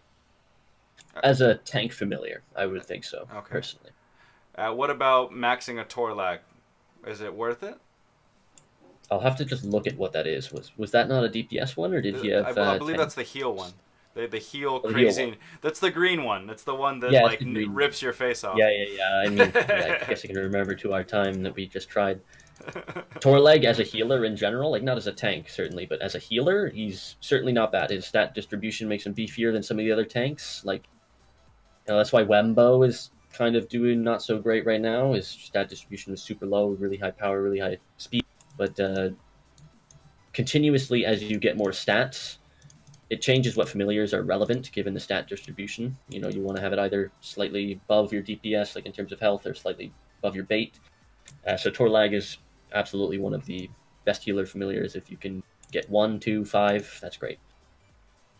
How's its HP? I gotta check it again, but it's almost balanced. I'd say like it's certainly a focus on power, and then stamina and speed are like relatively balanced. So your typical sort of stat distribution. Because that's the big concern for running Walcom and Wembo in comparison to Remraid for a lot of people, is because they are low stamina and they just get ripped apart. Torleg. Looking at it, he has less HP than I thought he did. Oof. I'm currently looking at my stat distribution. He has 2,000 power on the dot, 750 HP, and 1,000 speed. So I think I was thinking of someone else. But regardless, his actual abilities themselves, 30% crit chance in addition to the 15% empower chance, is wonderful, and you'll be hoping for those big empower heals. Or empower kills. That'll work too. Yeah, but you compare that against something like Remruade, which is very common these days. It's pretty much balanced. He has like 1,200 stat in comparison to 750 at my total stat. So I was remembering wrong, but Torleg is still an excellent healer for sure. Now, Dan gave me some input about this, but I'd like your opinion as well. When I have enough to make a +4 Gugamens myself, and I have 2 +5 Remraids, is it worth it for me to run 1 +5 Remraid and a +4 Gugamens instead of 2 +5 Remraids? Or a Gugarum. What I forget what it's called. I know the one. I mean? It's a weird name. You may have to remind me about what exactly that one does, because when it comes to newer familiars, I'm a little bit less in the loop than other ones. I think I mentioned before my familiar game is rather weak, to be honest. Let me look it up real quick using my chat mods. Appreciate it.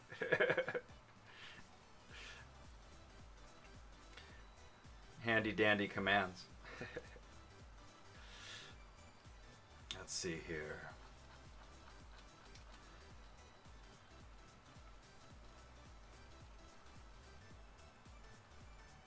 World boss, nether, invasion, other invasion. A lot of scrolling. Gugarum, is it? No. It's Gugamens, wasn't it? No, it is Gugarum. That's correct. Okay, I actually have the schematic, so that's nice. 22.5% empower chance. Spread heal instead of target heal. So I guess just going back to what you said, I want to make sure I had it right. Asking sort of about using Remruade +5 in addition to this one plus. I think that certainly serves a purpose. The 2% stats is certainly significant given the stats we're at now. Like before, when max stats was like 1,200, 2% on top of that didn't do anything. But when it comes to its actual abilities, as I'm just looking up right now, I think the spread heal is a bit of an advantage. So if you do happen to have both, you can have Remruade target healing. That's great. Big healing.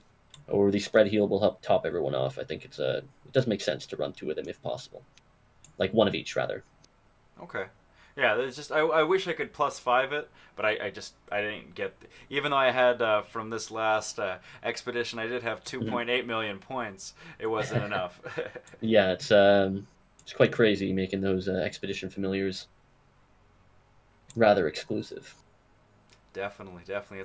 It's quite a grind.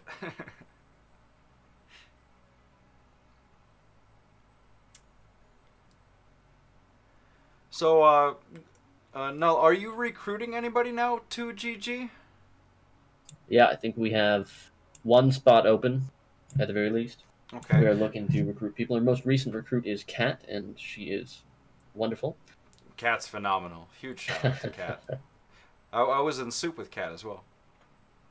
Yeah, it seems like our last few people who have joined have been from the soup sort of family, and they've wonderful so far. So if all of their people are like that, then they got a good thing going.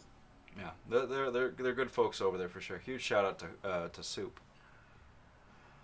Um, let me see here. What else did I get? I had some other stuff. So what do you like you mentioned? You have one spot open right now for recruiting that player. In order for them to join before T10 starts, so they have like what, a little bit over a week left. What would you be looking for in that spot? What level of activity? And where would that activity be centralized? Are you looking for contribution? Are you looking for level? Are you looking for? Of course, you're looking for. With GG, you've got to be looking for leg pet, leg accessory, right? I mean, there's. I think I mentioned before Thomas is our worst person who we had in the guild before. He sucked. He didn't have a legendary pet. But yes, nowadays it's pretty standard for anyone to apply to even to already sort of have that thing. So I'm not too worried about it. I figure if you're going to be loving the game and you're going to continue to be loving the game and you're continuing to play the game and you're excited about the new tier, you're excited to push, you're going to be getting that stuff regardless.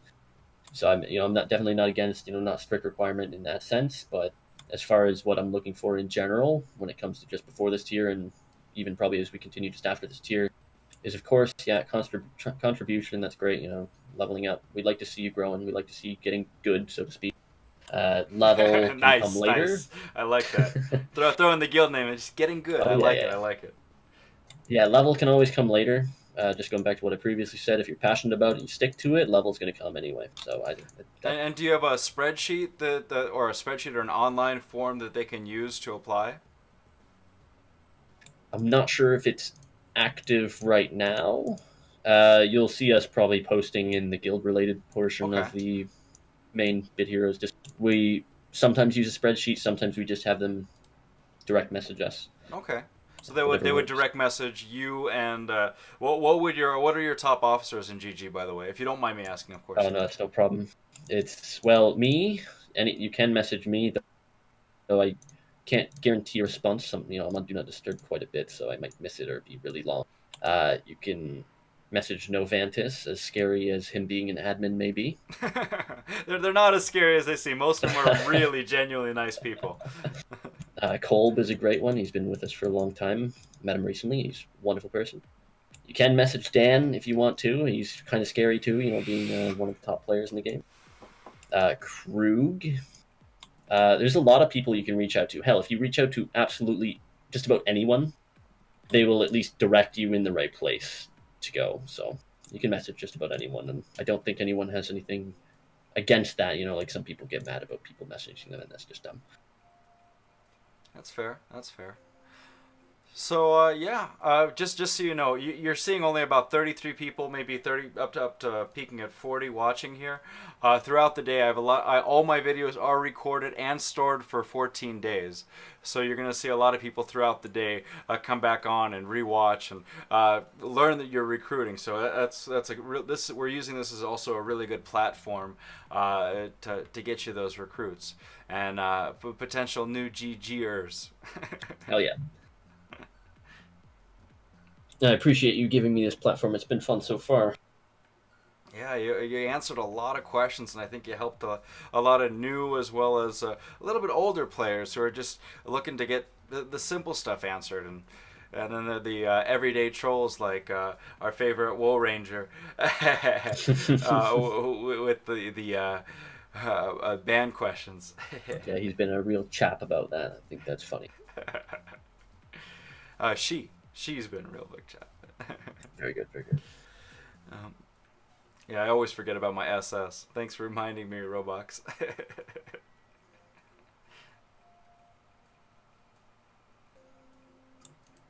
Going to try to get through, I think, these last couple questions that are already posted right now, but I'll probably have to call it right after this. Getting to that point. No problem. So let me just have a brief look, see where I was before. From Not a Spooter, have you ever gone bait and tried the new Ancient Dungeon? I've heard it's possible at your TS, but extreme. New Ancient Dungeon, no. I've gone back and tried the old Ancient Dungeon with a really terrible bait build. My best bait accessory, or even tank accessory in general, is Seraphim's Grace, which is not ideal. I could get trophy or anything like that. It's not much of a problem. I am a DPS, so I hope tier 10 will let me do that. Otherwise, if it doesn't, then I will certainly think about getting to bait together, sort of, and beating it wouldn't be a problem. I don't think even at my TS, like I could probably brute force that. I know it has been difficult. I heard a few stories, 4600, 4700. It's still super hard, and it will still be super hard. But I'm no stranger to just ramming my head against the wall, waiting for RNG to make it work. So that's yeah, maybe I'll give that a shot. Oh, real quick, what about the rumors of the block build coming back? What do you think about that? About them rebuffing block? Has that disappeared? I was still under the impression it was one of the better ones, since you can sort of easily get 100% block. It's better in the sense there was a reason why it was better than DR, and I struggle to think of it right now. Yeah, But no, I haven't actually heard anything about buffing it or anything. So I've ran 24 hours of Orlac 9HC in the past week, so I've had a little bit of experience with different tanks. The only person who has successfully really ran a block build as a front tank for me is Lithris. Lithris has all the tank builds. So with Lithris running a block build, it's kind of a skewed view of things. I've also had a person who has right under 4400 TS run a block build with a lot less success. I don't want to name names because that's not the way I roll. I don't like ragging on people. It's not my thing. But I understand with Lithris running a 100% block build, Lithris also has a little cushion of 40-50% DS on top of it. Yeah, so which is crazy. Like if you can stack it that high, you're basically at perfection. And I remember when he came out, he was pretty much like the first one. He was pretty well close to GVG when that sort of started. He rocked like a deflect build. I think it was a legendary mirror wings, or it might have been Wrath, the accessory. And the deflecting was insane. It would kill everyone. It was crazy scary to fight against, and it was crazy fun to watch. So yeah, Lithris is super tank.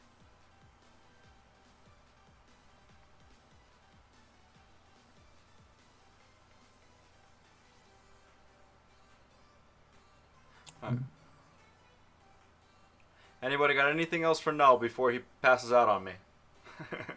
A Viral Intentions is sleeping. Good night, Pin. Good night, man. As for that, yeah, I think I've got to the end of it for the most part. So I'll hang around for another 5 minutes. Well, maybe in just a minute or two. That'll be it if I don't see anything else.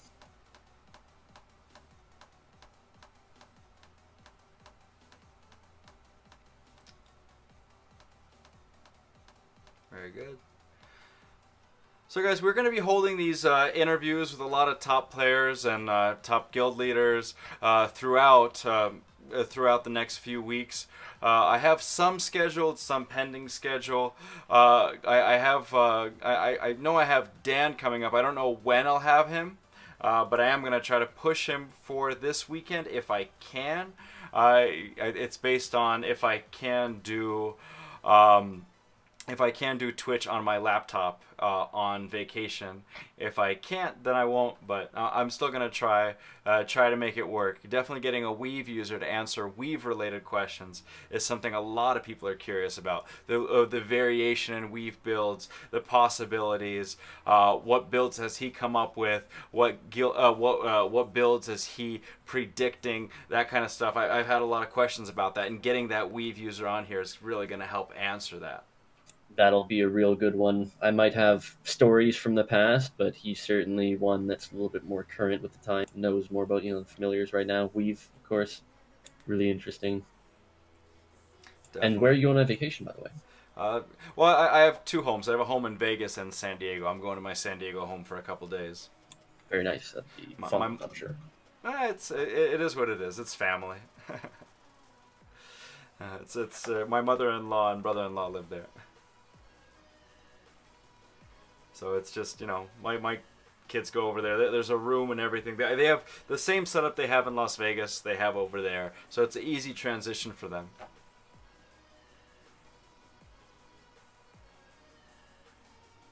Dark Dueler's got a good question there for you. What would I think if the game started dropping pet and accessory resource pieces which could be traded into the respected item? I've seen similar things in other games, so, sort of like a shard of an item. You get a certain amount, and then, you get...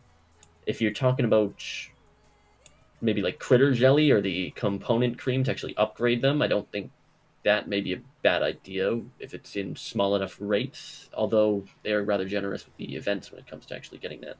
I don't think I've bought any accessories in a while, and I've managed to be quite close to a +4 one. If you're meaning more like the pets or accessories themselves, I think it would have to be done in a pretty specific way. Some talk when Astaroth's Diadem came out, like that DPS accessory there, was actually putting it as a drop in Raid 1, which could have been rather cool. It's fitting, part of the theme. It would have had to have been ridiculously rare, like 1 in 3k, 1 in 5k, something like that. But because they haven't done it so far, I don't expect it to happen, unfortunately.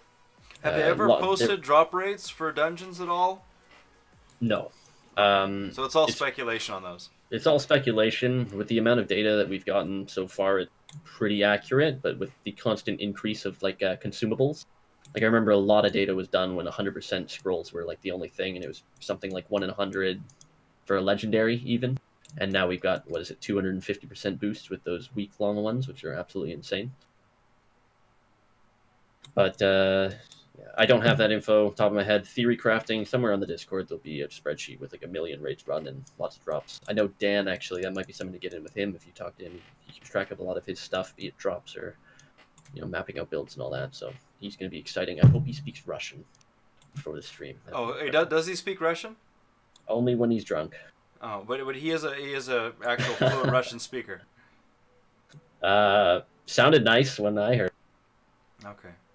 Ну, мы посмотрим, если он правда говорит по-русски или нет. Ну, узнаем очень быстро. That was good. I was born there, so that helps. Alright. But also, Lucky Charm and Poopysec are also born there. So. And native Russian speakers. I've never heard Lucky Charm speak, so I can't speak to it. But supposedly he's already slightly Americanized. I'd always like to speak another language. It's just English for me, basic. And Choosy Goblin, to the requirements of GG. I'll go over that again since I don't want Null going over it 1,000 times. But essentially, take your gear, go everything you got, show your contribution. Make sure you don't show your whole guild's contribution, because that's kind of rude to the rest of your guild members. But zoom into your own contribution. Show your accessories, show your sets, show what you got. Send it to either an officer of GG or Null. You can rewatch a little bit of the stream tomorrow or when it's posted later on, or roll back a little bit and find out more of the details here in this video. But no point going over something we've gone over about 6 or 7 times, to be honest with you. Interesting question, Bob. I'm Skeetler. What do you think about DPSs with 100% block? Doesn't sound like a DPS, but if we have enough extra places where bonuses are coming from, it's not impossible, but I'd personally say it's better used for damage-related things as opposed to splitting it. And F4, Null will not be doing a friend spot because he has not accepted Velust's request for over a year, just to give you an idea. Yeah, we'll keep an eye out. I was thinking for this tier, maybe I'll remove some of these inactives, try to help out more with the press. So I might be doing something soon, maybe. Don't keep my word for that, but ooh, a GGHG. I like that. That's 3 G's. GGHG. Yeah, we did something really dumb. It was the G7. It was Great Gunger Games Get Good Giveaway something, and it was just a bunch of G's. That hurts my head. As it should. It was meant to. Okay. I just wanted to make sure that was your intention. Nice, nice.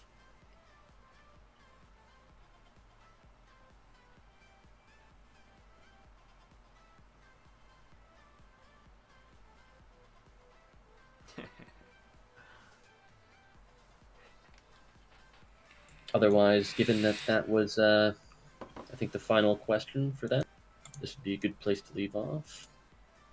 Thank you for inviting me here. Was it the first person to do this sort of Yes, bit? you are our first live interview on Twitch here. That's wonderful. Paving the way. I'm, making everyone else have great expectations, making everyone have to hold themselves to a higher standard to match up to this. So, I like that.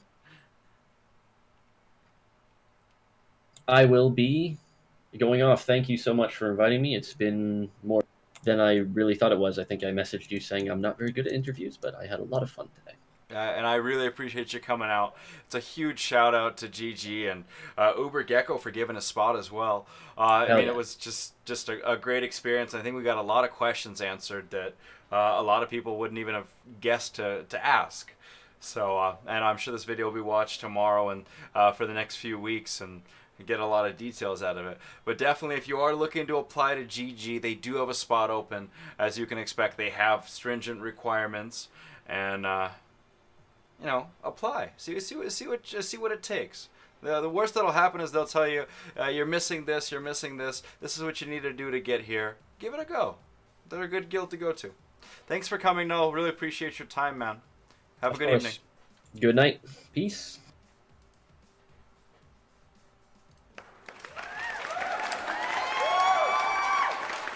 Goodbye, my lover. Goodbye, my friend. All right, guys. Well, that was fun, huh? It was awesome having Null out here to give us all those great factoids. Man, I love it. I love it. I love it.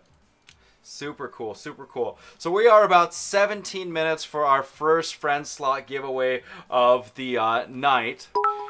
So we're gonna have some fun tonight. We're gonna have a good time. As always, we always have a good time. I don't think anybody here has had a quote unquote bad time with me. If you have, please let me know. Ursa thank you so much. Appreciate that. If you have any questions, or if there's anything I can help you with, we do have Dark Dueler here on Stream Chat creeping.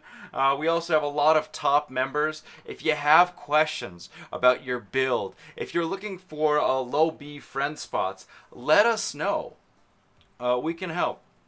Dark Dueler, you available to get on call? To hang out with me for a bit?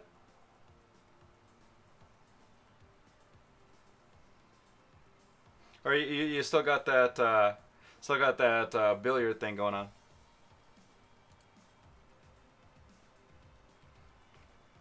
All right, give me a second. I'll do that. I'll go to that mini talk room again.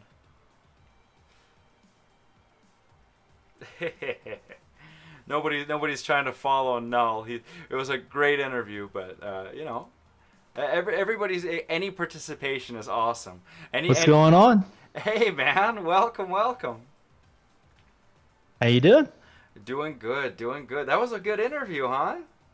Oh yeah, definitely. Tough act to follow. Oh well, I think it wasn't much of an act. The guy's just all real, and that's what we need. Oh yeah, definitely. Very knowledgeable and definitely a person who's been a while around in the community, giving great advice in the past. Yeah, well, I'm excited for T10. I really don't know what to expect. I'm still trying to get beans. As you see, I'm farming beans. I still don't actually have the Stratos schem. If I can get the Stratos schem, that's something. The person on call, Monty, is Dark Dueler 315. What's going on, guys? How y'all doing? Aw, thank you. Love you too, cats.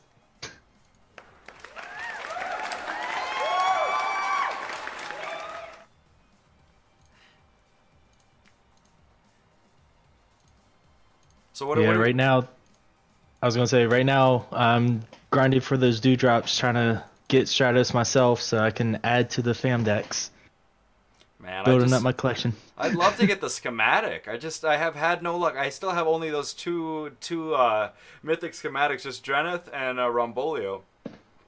Oh That's man. it. I don't have anything else. Still Yeah, gotta it work on definitely my takes time.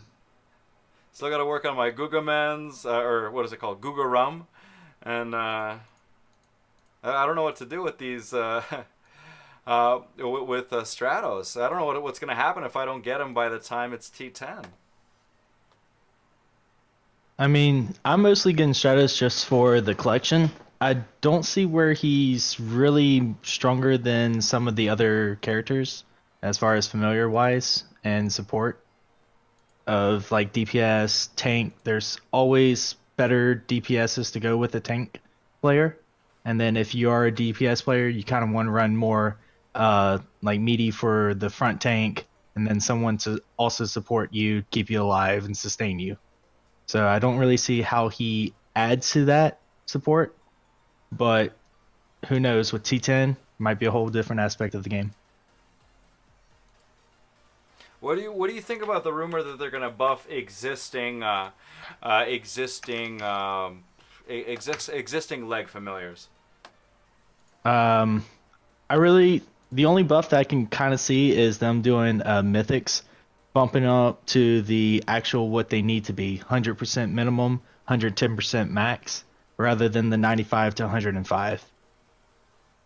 Like, that's the one thing that I never understood when it came to the mythics, because every single upgrade was 10% increase, 10% increase from base to max, except for mythics, which caught instead of legs, which is 90 to 100, it's 95 to 105 with the mythics. What do you think about Dan pursuing a +5 Stratos? Dude, dedication right there, and definitely a lot of raid resources. But hey, it's crazy. I'm the person who, with every single raid up and even until raid 6, I would go farm trial and gauntlets with my familiars, get the set from that, and then I immediately would jump to farming for familiars to complete the collection. I completely skipped raid, and I didn't come back to this raid until I think about a month ago. Is when I started grinding for Stratos. Wow. But you already got the schematic, right? Yeah, I already have the schematic. I already have 5 of the 9 pieces of the epics. So, just grinding. Well, actually 6 of the epics. I'm down to like less than 300 dewdrops left. And I have 6 Columbusans. So that's Jeez. don't understand what I'm going to do with that. And I just got like another persuade earlier while you're chatting with Null. I was like, Columbus, just like, hey, you want to persuade me? And it's like, failed. I'm like, good. I didn't need you. What am I going to do with the 7th one? Right. Well, for me, I can't. I always tend to bribe my leg my leg ones. I just can't get away from them, because what if I will need them one day? It's just one of those things mentally that I'm not going to get that many chances to get a leg familiar. Oh, yeah. Right off the bat. That's how it was with me whenever I began my familiar collection. Every time that I saw a leg, I got it no matter what the cause was, just because you didn't know what to expect with the next zone unlocked. Because back when I started, it was mostly raid 3 was the highest raid that you can do. And then as we progressed, raid 4 unlocked the fact that you can start using older familiars from raid 1 and 2 to create fusions of the new raid. And it made people want to go back and do the raid 1, raid 2 and farm. So I learned from a long time, just farm as much as you can. Raid 1, 2, 3, get all the familiars. If you have to, Excuse me. it's all good. So if you have to grind for the experience just to level up to get to that raid, that's fine, because you're going to have to go back and get the familiars anyway to increase your team. It's true. But Makes sense. Yeah, so all these people are like, man, I want to do like grade 6 now. It's like, but you're going to have to go back anyway. So just well, yes and no. Like, I mean, I sprinted. As you know, I kind of ran through content a little bit on the faster side because that's what I wanted to do. I did, pay a little bit to get there, and I pushed a little bit to get there. But I wanted to get to Raid 6. I wanted to get to end game content as quick as possible. And I still think I'm the person in K who's spent the least amount of time actually playing the game, or the least amount of months in the game before joining a top guild. oh yeah, you pushing as fast as you did is only possible because the way that the game is now set up. We're 6 raids in. Back then, raid 3, raid 4, even if you got to the highest point, you're grinding and grinding with not much experience gain, not much gold collection. But come raid 5, I believe, is when the increase in experience became a significant increase. And raid 6 has increased that even further, especially with expedition releases. You're able to get so much gold and experience from a resource like energy that you normally weren't able to do, or badges actually. Sorry, expedition uses badges, which is something that we normally thought back in the past with guild versus guild was just, okay, you're doing it for the cosmetic. There's nothing really to pay off. The only time people actually pushed was for guild bucks so that they can increase their guild's member level so they can max out the guild. So with the release of Expedition, making badges also another resource allows for newer players these days to push that extra experience using the same amount of resources past players couldn't even obtain. That makes sense. Just an extra way to just get through it as quick as humanly possible. Exactly. It's When like you just easier wanna- grind these days. Yeah, I mean, I can definitely see that, and I can see if I really wanted to, and I really wanted to drop it like it's hot, I can probably get to level 500 in a month if I do 10 hours a day grind. Oh yeah, definitely. It's a lot. It's a lot of work. I mean, I have been buying every single bubgore that ever comes into the shop, and I don't think there's been a day that I'm not on SS. But Oh, yeah. it's still I don't have the time to grind like I wish I could. The Bubgore Mythic, what is it? Consumables. There we go. That's what I was looking for. All these mythic consumables that came out also with Raid 5 and Raid 6 has just increased the ability for new players to grind to get the newest content faster. Definitely. If it wasn't for those, you're looking at your chances of getting good drops won't occur. You getting experience at a quicker rate you won't be able to pay to win as easily as you could. And it's just so much of these resources are beneficial to new players, just as much as it is to us veterans able to push our levels even higher to help. But back then, you're looking at your best carry that could push you through the game you'd still have to have like 2 or 3 decent players to push the newest content. Whereas nowadays, with just one friend like me, I can solo R4 HC by myself. Right. Like, I can go into a raid right now with just me, and I can solo R4 HC. So that me having someone like me be your friend can push you all the way to R4 just solo by myself. And that gives you means to where, okay, well, what if you get 1 or 2 other people? Now you can get to the newest content with all you have to do is complete the flag zones as quickly as you can. So I really like how they're progressing the game for newer and making it easier for newer players to join our community. But when it comes to newer players who are free to play, do you think it's a little bit difficult as a quote unquote free to play player to come into Bit Heroes? since everything is kind of geared towards, speed grinding, speed leveling with all these boosts that are definitely, unless you live inside of the offer wall, very difficult to do. Oh yeah. Even with Offer Wall, it's still a hit or miss on many of the redemptions, because you have to spend like a couple days, couple weeks, depending on how much gems you want to get from the offer.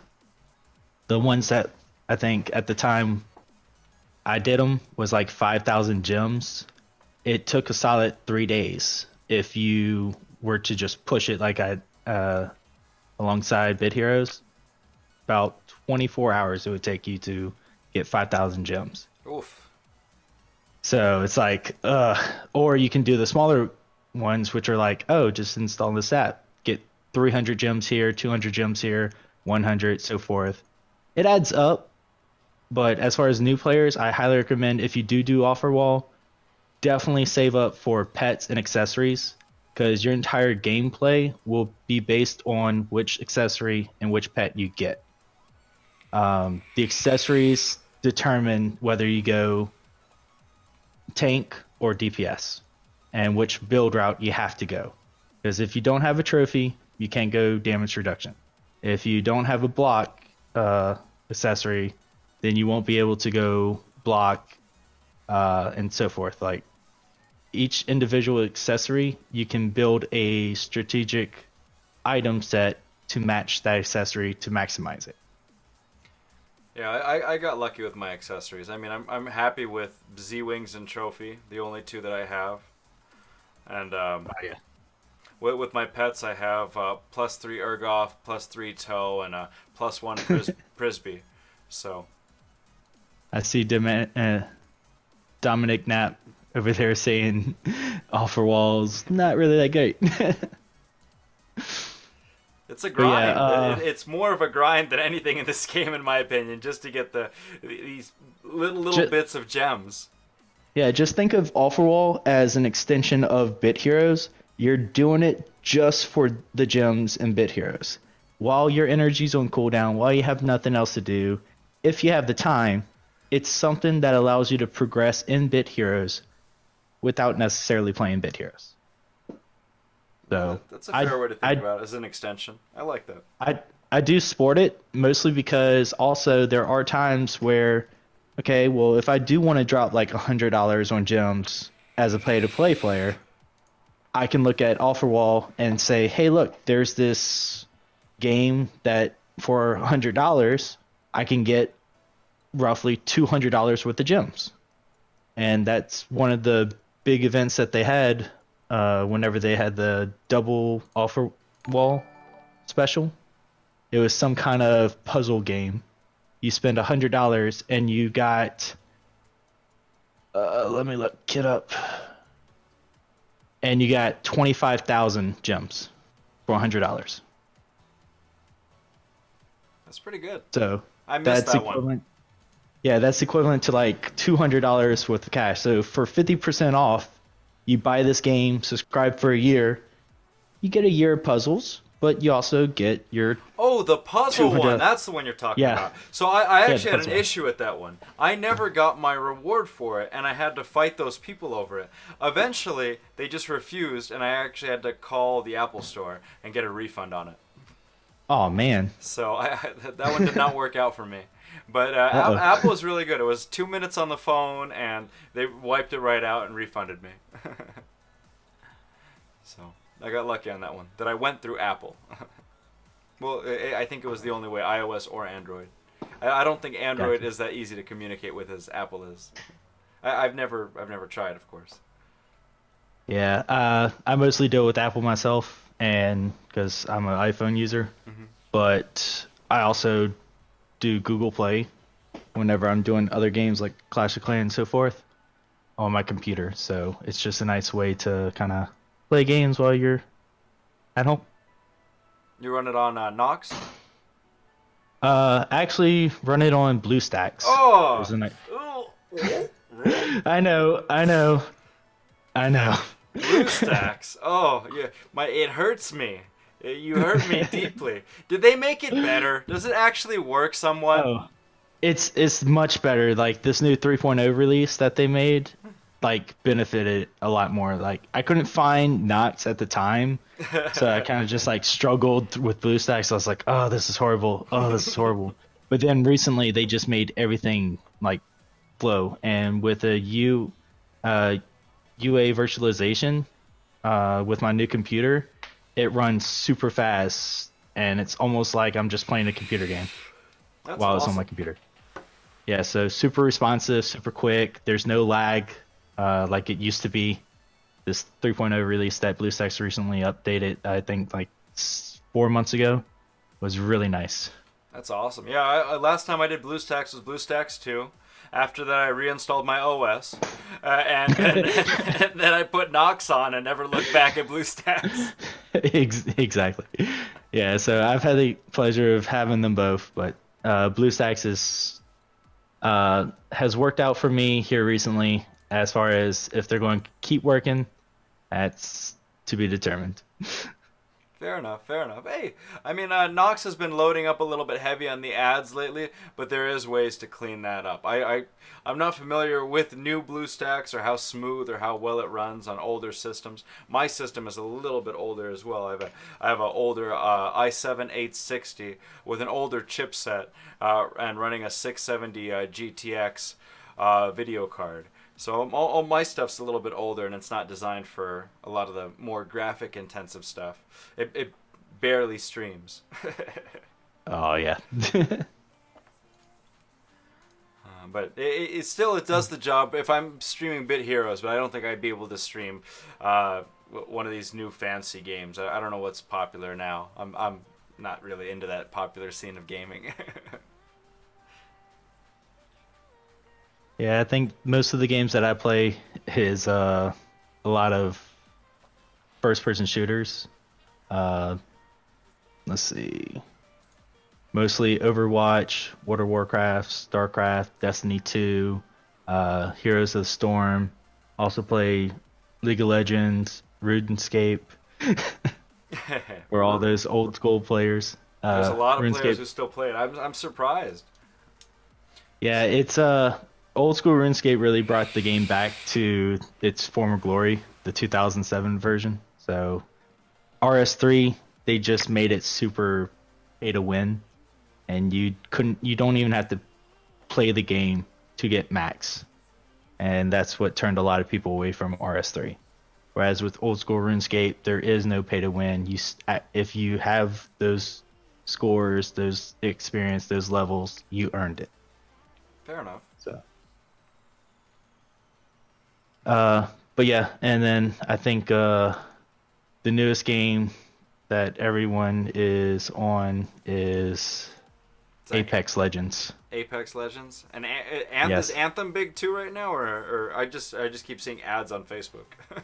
Or is I it don't know just too much ads? about.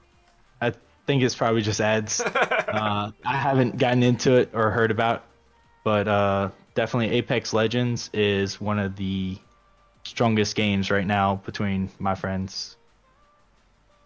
I think Wool Ranger plays it as well. I think she mentioned it before. Oh, and Minecraft, yeah.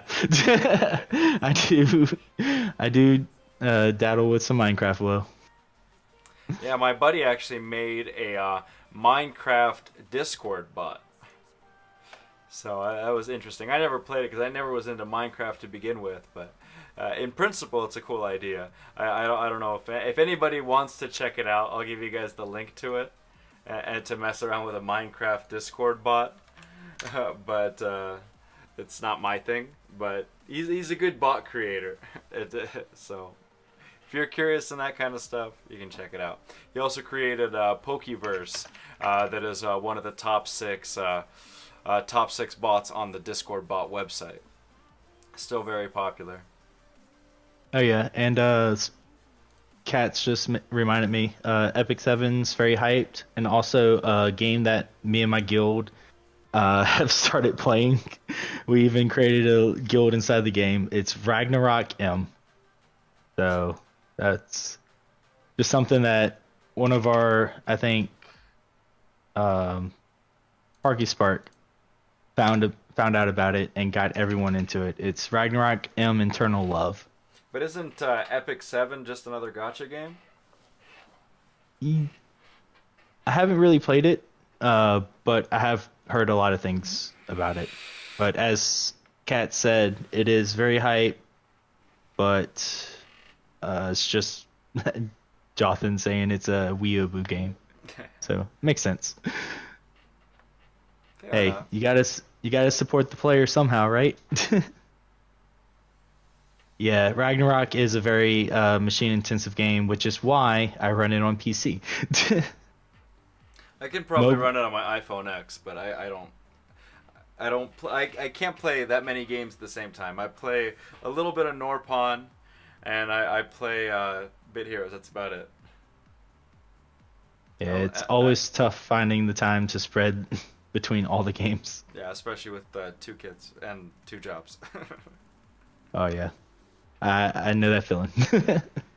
The jobs, not the kids. Oh, it's like a 3rd job, basically. Oh yeah.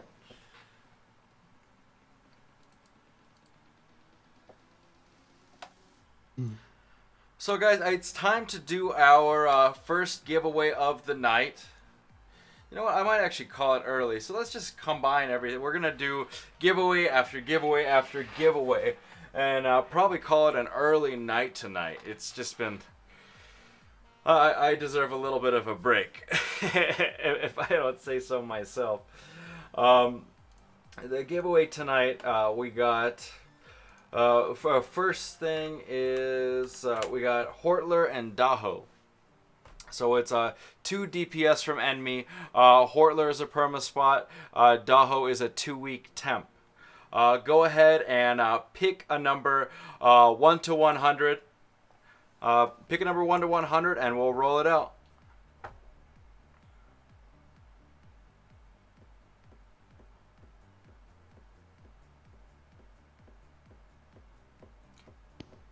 Number 1 to 100 for 2 DPS. Whoa, what do you mean I just exposed myself? What?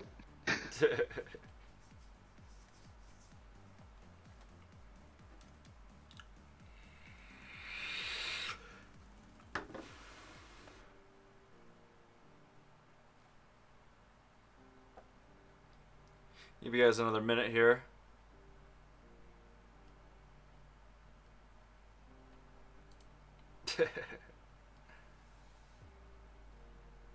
Oh, probably talking about how I don't have kids. Oh. Well, there'll be a lot of people who don't have kids, and that's okay. It's your choice. Well, the random number generator only creates numbers in solid numbers. It's 1 to 100. It's not really rocket science. And I'll only be picking one number, the number closest to it, unless there's a tie.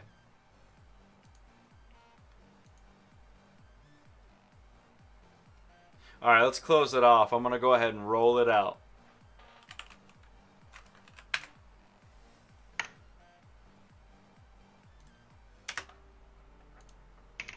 Alright, the closest number, the number is 85. Alright, who are the 2 closest here?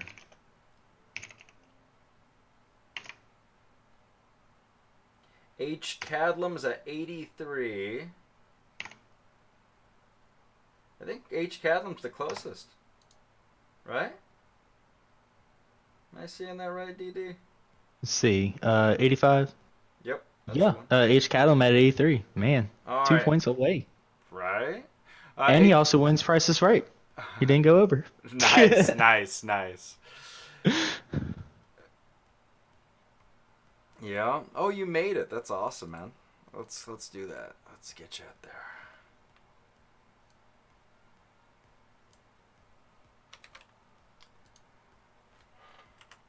All right, and let's immediately go into my final giveaway of the night because again I'm ending it early. I'm exhausted. We're gonna who do we have? Yeah, those last 2 nights of World Boss was pretty intense. Yeah, you didn't stay up till the end. I finished up at 3 a.m. my time, and you're Central, right? Yeah, So I think I went to bed around 4:30 a.m. my time. So I finished up 30 minutes after you went to bed, and then Oh, I still stuck around for an hour while Ray was trying out the Z8D3 for me, which is really cool of him to do. oh yeah, definitely. That It was, gives us anticipation of what to expect in the next tier, which is nice. all right, let me show you guys the 2 spots I got for the second and final giveaway of the night. We got Thundix, who is running a Polaris build with flicker rate and twitch. Thundix, excuse me, normally runs DPS, but of course at his level a lot of people do run multi, so he is one of those multi users. And the other person we have is our very own Viral714 from World Chat 3. I guess he's doing PvP right now because he's dropping. But yeah, Arsenal user. Good ruins, full empower set up there. Go ahead and pick a number 1 to 100 for Thundix and Viral714. Thundix and Viral714.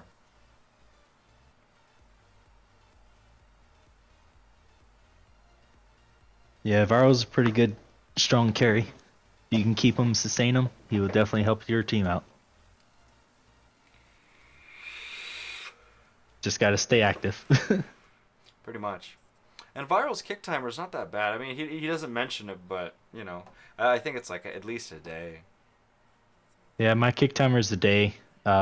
Depending on who you are, I have a lot of spots for M2DR where all those members, even if they go a day, I'm still a little lenient trying to keep them in the guild. So, help out where I can. All right, I'll give it another minute to get your number in for Viral714 and Thundix.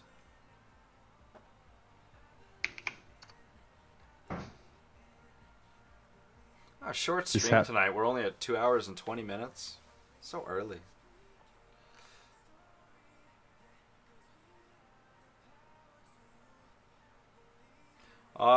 He's not on right now, but he does stop by sometimes. It's Monty over there. Still have an hour and 3 minutes left of Bubcore, so Nice. pop in a short basket. Yeah, might as well take advantage of that. Yeah, definitely. All right, well we got busy there for a second. Let me roll it out. Random number generator, go! No, winning number is 68. 68. Closest one is Dominic Cap at 59. Dominic Knapp. All right, Dominic Knapp, can we get your in-game name, please? Oh, poor War Ranger.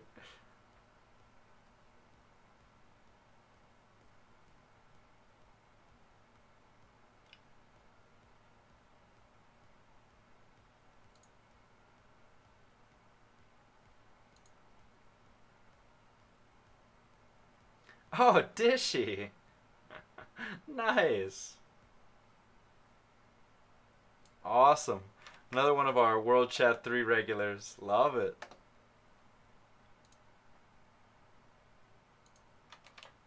Nice. Very cool. Got a lot of love for Dishy. One of my early carries. The senseless Twitch spam helped you out. Yeah, we got a lot of people up here. Had a lot of fun this evening. It was a good time, guys. I really appreciate everyone coming out, participating, commiserating, just having a great time. We are going to be having more interviews in the future. I don't know when they will be. I will try to give you guys a little bit more warning than slamming it on you the day of. That was a little rough. Give you guys hopefully 24 hours to plan around it. But yeah, we had a lot of fun tonight. Please make sure to follow, subscribe if you can. Throw some bits in the jar if you'd be so kind. I'd appreciate it. We'll be doing this more often. We'll be doing interviews. We'll think of more fun things to do. We'll definitely think of more fun things to do that involve the community, that keep it going. All right? You guys have a good evening. Thanks for coming out. Goodbye, Thanks for having me. my lover. Goodbye, my friend.